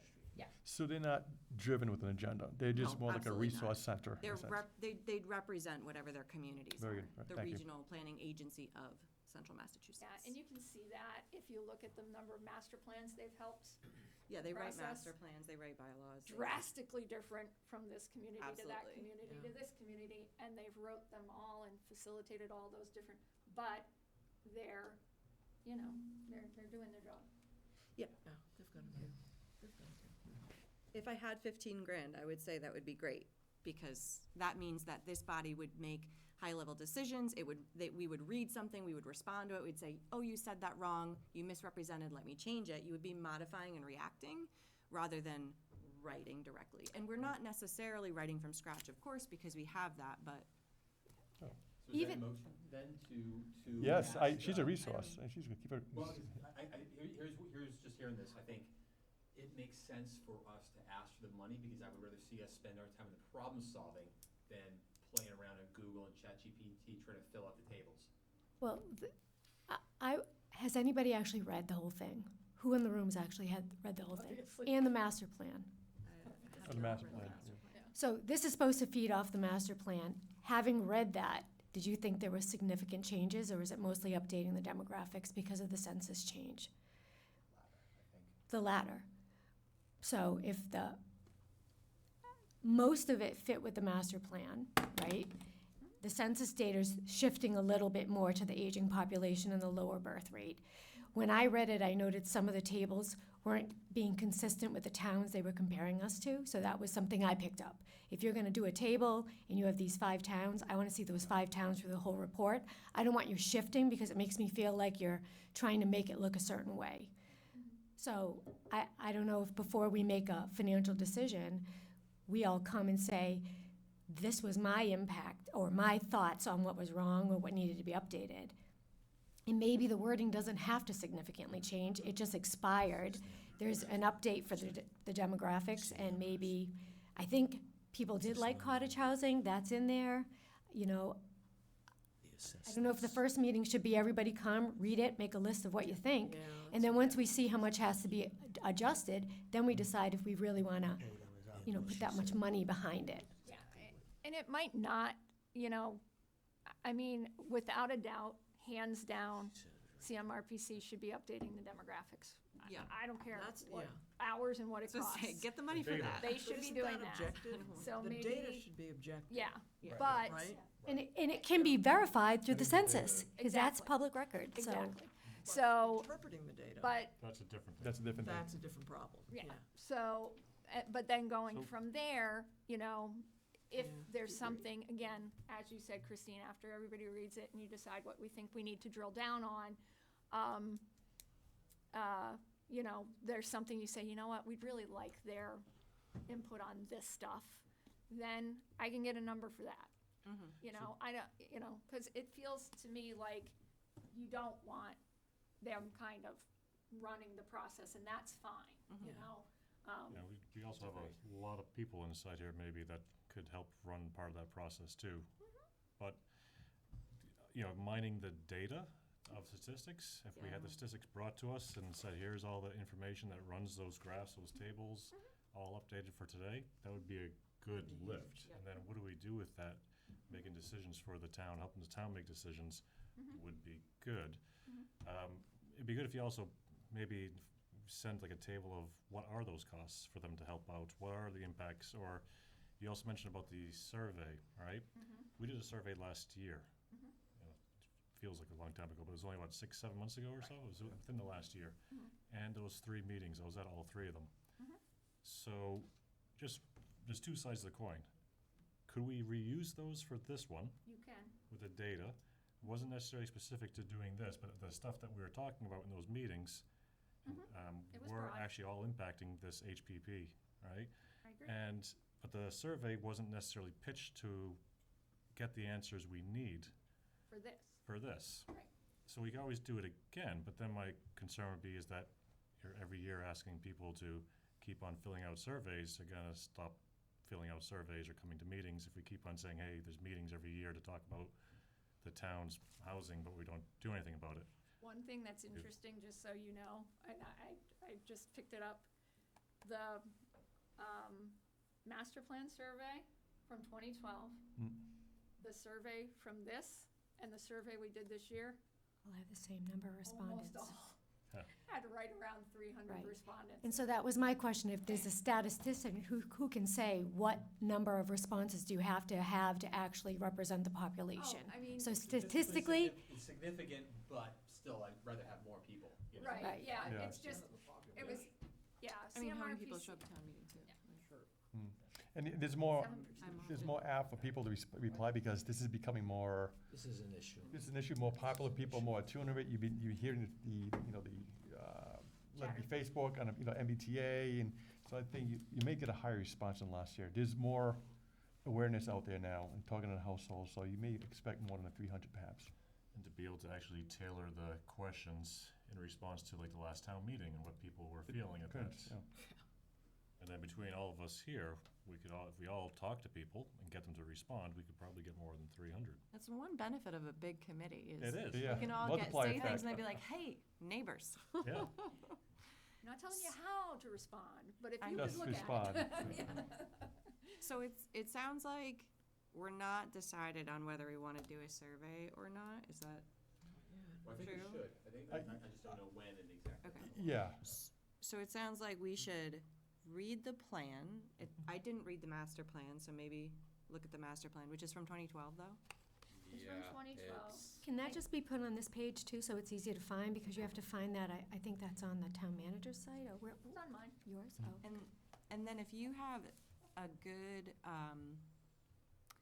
good overview maybe of the MBTA regulations that we could also review, because it sounds like that's one of the first things That's to already work on my on. list. And do you have the Of course draft it is. ADU It's on, rules yes, on it's that my site desk. as well too? Yeah, you'll see it in the planning board materials for this meeting, because we'll be Okay. discussing it. Yeah, I have it So, printed.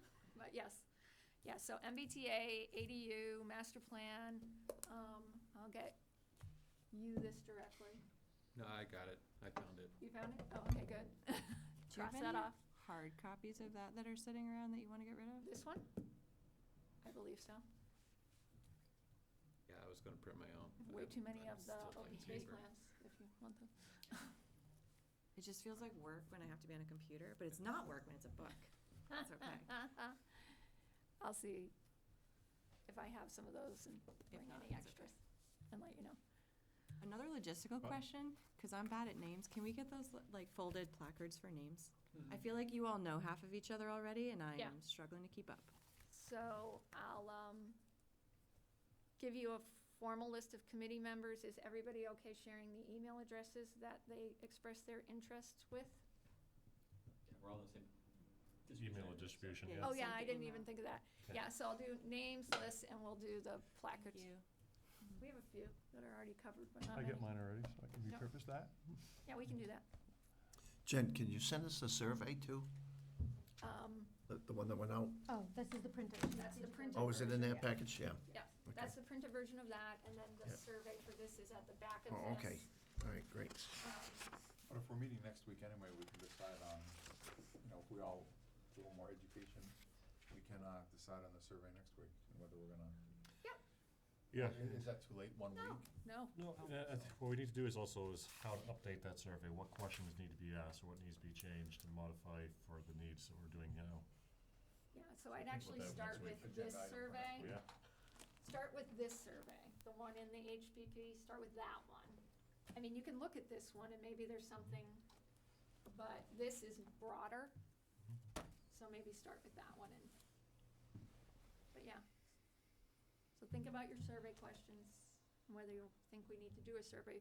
Technically, the answer is, yes, we could use the one we just did.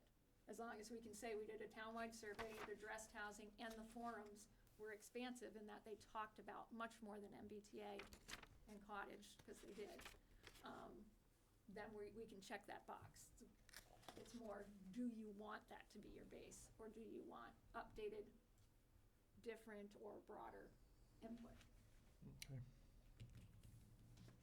And are you gonna listen to it? Because I've seen plenty of communities not. Or just say, it's all 300 people, we know better. I've seen it, time and time again.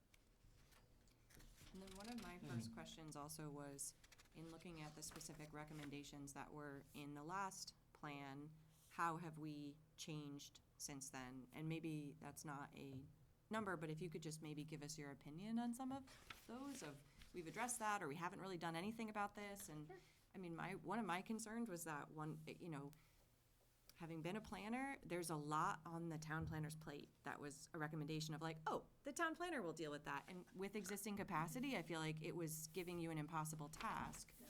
So. That's why one of those was having a housing affordability coordinator who wasn't me.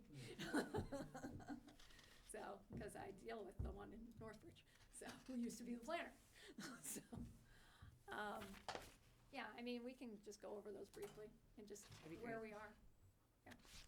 Big one to me, it's on page 36, but it's one that says it's table 22, new units of production over time. It's like 30 per year. So I think, like, to me, that's a big thing I kind of take away from this is how do we lay out what we're solving for and trying to achieve, and then how do you encourage, Brian, to your point, it's gonna be a free market, right? You gotta have some developer who's gonna wanna do this stuff, so that's. Yeah, but you have to set the stage. Yeah. It's You have to be huge to welcoming. set the stage. If you do not set the stage, you can just, we have a TND bylaw right now that would allow us to do, you could do cottages under that. Yeah. But the bylaw requires that any developer, just one provision that I've heard developer after developer go, I don't think so. It requires you to take whatever the Title V requirement was and double it. Just because it's nice. No, you can't, no, you need to think about that when you do a bylaw. You don't, developers are already struggling with regulation upon regulation, or so they say, some of that's whatever. But again, if you do a bylaw and you're trying to be protective, but you go, "Wah," then there's no hope that it's ever gonna be used. And so you need to have some reality check, which is why, like, when we did the CCRC bylaw, I visited, same thing with cottages, visited a lot of developments, and then you talk to the developers, and you have that conversation. That doesn't mean you buy everything the developer says, you just hear the input. Because there's no point in doing a bylaw if nobody's ever gonna use it. Yep. There's just no point. So, yeah. And so that's another consideration. One thing that I think was mentioned in the overview of what this committee might be was tours. Is that something that could happen as part of this? And Yeah. how do you deal with like open meeting? I actually have a contact who might be able to get us some vehicles for various tours. But yeah, if there's something you wanna see, like cottages or something that we can go to, in the least, I'll be giving you lots of information, ones you can go visit on your own, or you can research on the web or whatever. So, but again, I'm your staff support. I am not a voting member of this committee. I know I yap a lot, but that's because I'm your staff support and I'm a planner.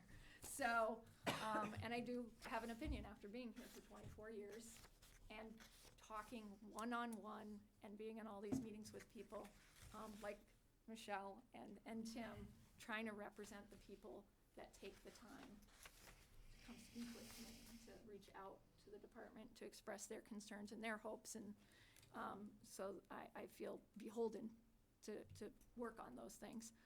But I'm gonna throw information at you, but if there's stuff you're like, hey, I don't know about this, feel free to give me a call. I can't spend all day every day on housing production plan stuff, but I'm happy to get you information or answer any questions you have. I will try to get you information to the whole group that I think might help you. And if you start to get too much information, or you're like, no, just let me know. Or say it in the group, all right, Jen, only that group needs to look at that stuff. We don't need to look at that stuff, or whatever. But that's what I'm here for, to just try to support you in your process. But I am a planner, so I will have an opinion. I'll try to keep it, but every once in a while it will squeak out. I just need you to know where that's coming from. Trying to represent the community as a whole. So there's the chair side on the agenda items for each meeting. So I'm Yeah, I thinking, mean, what's the agenda for the chair next? definitely produces the agenda, hopefully taking direction from the discussion that has occurred at the Yep. last meeting. So it's on you, Wes, to draft the agenda for the next meeting, working with your vice chair and your clerks if you would like. And then you have 48 hours. It needs to be posted 48 hours in advance. Pam will already be on the CC, but maybe make sure her town email address is on there as well, and maybe Christine as well, Hicks. Okay. So we And make then sure, next meeting is the 30th, yeah, so, and the one after that is? February 13th, 13th. 30th and the 13th, so, beginning of the week, And then it's TBD, or? yeah. We could work out the next month. Yeah. 13th and 20th. 13th, The ideal. 20th was what she was recommending based 13th. on all Do we have one a week after the 20th? Finance, finance and warrant. Yes, Les? Huh? There might be some flexibility, but right now, finance and warrant is 25, 26. If we get to the 13th, would we have options then to book the night, No, you could probably book them now, right?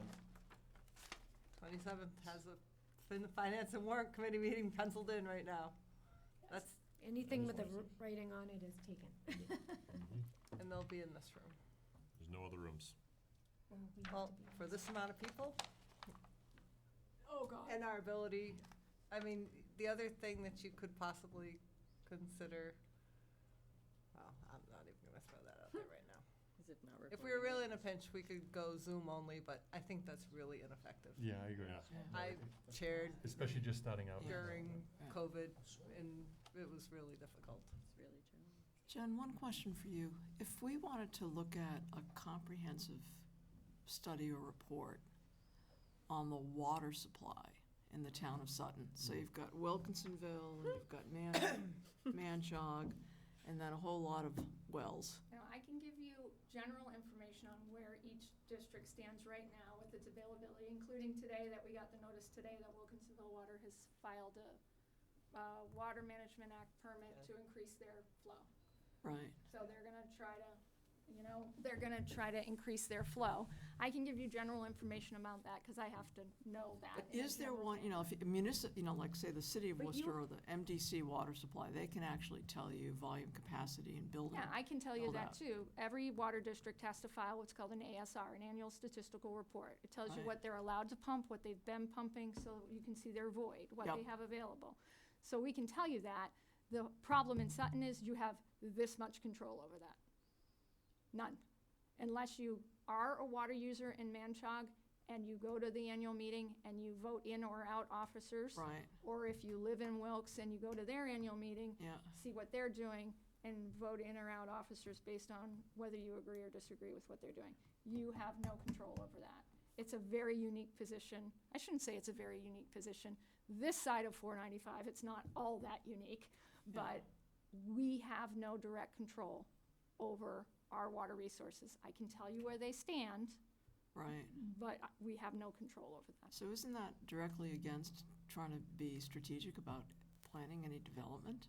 You have no idea if you're gonna have the water to support it. Yeah, all I can give you is the facts we know, and then you go from there. And Oh. again, Manchac Water District and Wilkinsonville Water District are quasi-public. Yeah, Everybody that's who what is we've been on working those with. systems, Yeah. if you get water, if you're on, you have a vote Yeah. in what goes on in those districts. Yeah, no, I've been looking at this So- because it seems like it's almost counterintuitive, where you would say, we need to embark on a very rigorous development program in the town of Sutton. Unfortunately, we have no idea what our water supply is. Yeah, we do know what our water supply is, we just have no control over it. But- Or little control over it. But we can't really say definitively that the 2X5, Title V requirement wasn't right, because how do we know they're gonna pump it? What do you mean? Well, if there was a water, if Wilkinson, we have no control over what Wilkinson Supply is, right? So even if it's on a non-public water system, Title V is designed for what you will need on the upside, the water side and the effluent side, the treatment side, Right. with 100% reserve already and with a buffer. So you tell, Title V already requires this plus this, and Yeah. now you just told the developer, now he can double that again. So that's just, we might Yeah, have to look you at that. need I mean, to think about these. But these as- things. Yeah, there's, I understand where you're coming from, Yeah. but that's part of what we will be working on, is figuring out strategies how to overcome some of those. Or just make sure that everyone that is here Mm-hmm. and everyone in the future that we decide that we are gonna allow to develop will have sufficient and adequate, plentiful water supply for perpetuity. Because remember, some of those are perpetual requirements. Well, that's Yeah. hard to require too. I mean, we were just in a drought this year. We were in incredibly severe drought in 2022. I mean, Right. the city of Worcester in 2018 ran out of water and bought it from MWRA at a Right. cost of over $1 million a day. Yeah, To the no, city and so taxpayers. think about that when you're trying to quadruple your development. But as a board, we're allowed to invite the chairs of the water districts to come and tell us about their district and how they're managed by the DEP, and all their flow is controlled by the DEP. It is and it isn't. Okay, the DEP serves more of a regulatory role. They have regulations in place, but like Wilkes is currently doing, they have the ability to go to DEP at any time and request more flow if they know there is a need for more flow. That hasn't been done, at least in one of the districts, that hasn't been done since probably 2000. So if they have to go to DEP, then does Increase DEP come in and make Yeah. sure To that supply. there's capacity to increase the flow to that amount? And that DEP could rule that you cannot increase it because the hydrology of your wells Yes. isn't adequate? There's certain studies that are required. Yeah. The problem is, and I actually sent an email on this today, I have a well. is if you look at the Water Management Act form, and again, this goes to the planning board in their correspondence this week as well, you're required, let's use Wilkes, hatchery and 2 wells at Woodburyville. Hatchery was created in 1972. It was created with the withdrawal of .79, so 79,000 gallons per day. That's it. Woodbury Well 1, Woodburyville 2. Woodbury Well 1, actually no, hatchery was created with .21, so 217,000.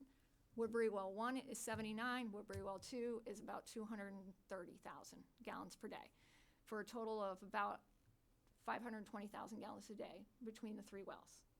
These are rough numbers, do not tag me on tens. Okay, so that's roughly where they are. A number of years ago, instead of just saying, oh, we've got 500,000 to pump because of effects on aquifers, because of a lot of other environmental factors, the state said, no. You might be able to pump 500,000. Your permit is only gonna be able for what you are pumping or need to pump over a short-term period of time, a small time frame, plus a buffer of like 10 or 15%, I forget what it is. So every district has to be very actively managed, very in tune with the community that they're in, very aware of what's coming down the pipeline and what the needs are. Yeah, the needs are is what we're looking at. Very Yeah. well managing capital Yeah. so that they can plan appropriately to both treat their ratepayers well and the community that they sit in well. And what Wilkes is finally doing is saying, oh, there is development coming down the pike. There are things we want to serve. There's a reason why Phase 2 at Galaxy Development is 100% vacant, because Wilkes does not have the water to supply that. But because they would have to go to DEP So, to get the increased flow. right. And then the charge is back to everybody that's But on that again- system. That's the Yeah. problem. That's the We problem. pay for But they development that didn't- will enrich someone else. Right. Thank you, yeah. But then, so they don't have the flow for that. So now they've said, all right, yeah, there's stuff lining up. We need to get out there and do something. And DEP said every small water district, they actually put another rule in place. This is why rules get put in place, because people don't do things. You have to produce a 5-year capital plan, So period. hence what Andrew's getting to is, we will all develop a plan here for a housing production plan, right? And saying, well, if we have to do X more housing is, with the water is, we would, the water teams would have to go to DEP and saying, here's a housing productivity plan, we have to go by X. So it's kind of like, we're in the That's laurels. what they could be doing. They've had a lot of that data for a long time and And haven't haven't been done doing it. But Jen, since, my question is, Yes, my we could. question is very, Learned something today. just equitable. Yeah. Because right now Wilkinsonville is charging current users to fund the expansion for future development, which is somewhat, in reverse of what you would hope to see, where the developers who will eventually profit from the development are in fact paying exactions to support the cost of the new infrastructure, not the folks who are just the users by circumstance. I don't have enough brain power left to yeah, delve but you see into what I'm saying? everything you Yeah. just said. That's what I'm saying. No, I see what you're getting at. All I mean, right, it's yeah. like- Users it can be in reversed. Your theory- setback right now is to the existing customers, and you're facilitating the infrastructure buildup that a developer can sit back and wait until it's done. That's The current exactly- customers are essentially thank you, Mr. full, Spangler. yeah, Yeah. the So current this customers is are our forward paying. opportunity as a committee to look at those Look kind of at it. things and try to think outside the box a bit. That it will take some research, there are some other possibilities out there than just going with the existing Yeah, status and I quo. think that it's one of the key issues, because it's a real gating factor. In any place in the, that I can see development going on right now. And it's a very expensive gating factor to impose it on the folks that happen to be circumstantially the users at the time of the development. I would just encourage with conversation specifically about Water Management Act and all. I work in water specifically. Yeah, I that's why I cannot- was so I interested, cannot Stephanie. tell you Water Management Act. Swimming is not my deal. Yeah. So, but I know that the woman who runs the Manchac Water District is fascinating and remarkably intelligent. Right. And so if we're going to Yep. have a conversation specifically on the agenda about something like that, having the water management, Yeah. I'm sure she would come. I She's would say both, wonderful her and to Wil- attend. and Wilkes. Yeah. Wilkes. Yes, I exactly. mean, because But it's sort of fundamental, right? It's It's one very thing to say fundamental. you can certainly Enjoy. increase your density, right? But by the way, we're not really sure we can guarantee you water flow. well, also we don't have town water and sewer in most of the towns. well, so that puts all the development, because even the housing production plan said, and even the cottage housing presentation by Central Mass strongly suggests that your housing is where your infrastructure is. And Sutton only has coverage for 8% of its land. And I know an elderly woman in town, we talk about elderly people sold a parcel of land. People built a house, all of a sudden she's calling her plumber because now it's taking an hour for her washer to fill, because they tapped into her flow. She was lower than them, so to increase her flow, she'd have to dig her well deeper. So when we have all well-based, we have to be cognizant, we're not running off reservoirs, we're running off what's in the ground. And to Andrea's point, if we don't understand the hydrology of what's there, what happens when we draw too much? We have to drill deeper. Yeah, Or you just and get a lot wet. of the things you're talking about like that, again, I've been doing this for 40 years. I deal with a lot of development. Those are more anomalies than not. Those are not the usual things. I mean, we saw it with John Leclerc when he had to blast along Buttonwood Drive to put in his water and sewer for the villas. 3 houses in a row, one lost their water, the other 2 side by side didn't.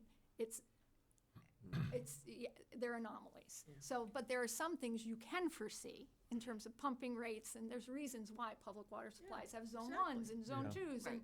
because that's science-based. So, but again, and Stephanie and I could probably regale you with all kinds of stories when we're talking about public and water sewer, and taking water out here, putting it in public sewer, and it discharges over there, and over time it depletes this Yes. sub-basin over here, so two sides to every coin. And then didn't Zone 1 and Zone 2 expand, which is now limiting where you can put additional wells? I think when I spoke to both water districts, that's another issue. Some restrictions on overlap. Yeah. And what you can do in terms of overlap of Zone 1s and Zone 2s, absolutely. This sounds like a really great subcommittee. Yeah, no, thank you, no, thank you. But Mr. Chair, you are welcome to wrap us up past 9 Yeah, PM I'll here. take a motion for adjournment. Yeah. Well, can we just like say what our homework is and first? Oh, no, never mind, we already said it, we're good, all right. No, I think it's good to regroup. We review the material. Review. Yeah, Review. review the housing production plan. If you want to get into the actual master plan, that'd be great too. Like Jenny, are you sending out the actual information? You sent out some information already? Yeah, Can I you sent send that out the again? housing production plan you already have. The survey for that is at the end, so maybe take a look at that survey and this survey. If you're thinking you want another survey, start thinking about what the questions might look like, and start thinking about the fact that once you get over 15 questions, you've lost There's everybody. nobody. Yeah, almost every survey should be 15 questions or less, and as a rule, a few of them need to be base demographic questions, so you know what age groups you're pulling from and blah, blah, blah. So think about that. So you've got that. I'm gonna send you MBTA stuff if you wanna start poking around in Yes. case we decide it might be good to go forward with that, including the map and the one additional parcel that might be a fit for that. Accessory dwelling unit draft? I'll send you the ADU regs. Because part of this, like, some of us have been, dealing with these regulations, gone to the plans that the meetings you did last year, and have been updated on these. I'm not too I can't speak for everybody around this table if you've been up to date.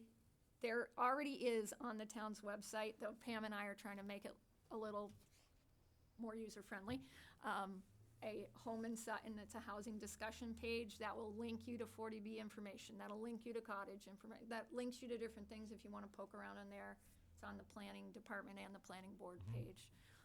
If you want to get some of the background, and again, if you have some specific questions, jot them down, email them to me, or pick up the phone and give me a call. I'm happy to answer those questions, and if they seem like questions that more than one person might have, I'll share them, with the group. Frequently asked questions for the group, and that might be a good document to keep track of and post on this working group's website, because if you have the question, they will have the question, probably, somebody. So, I might actually start keeping a FAQ. I just want to make sure I'm not missing anything. I'll see if I have any hard copies of the HPP. Steffi gets the first one, but if I have any others, I'll bring the extras. You'd like one too?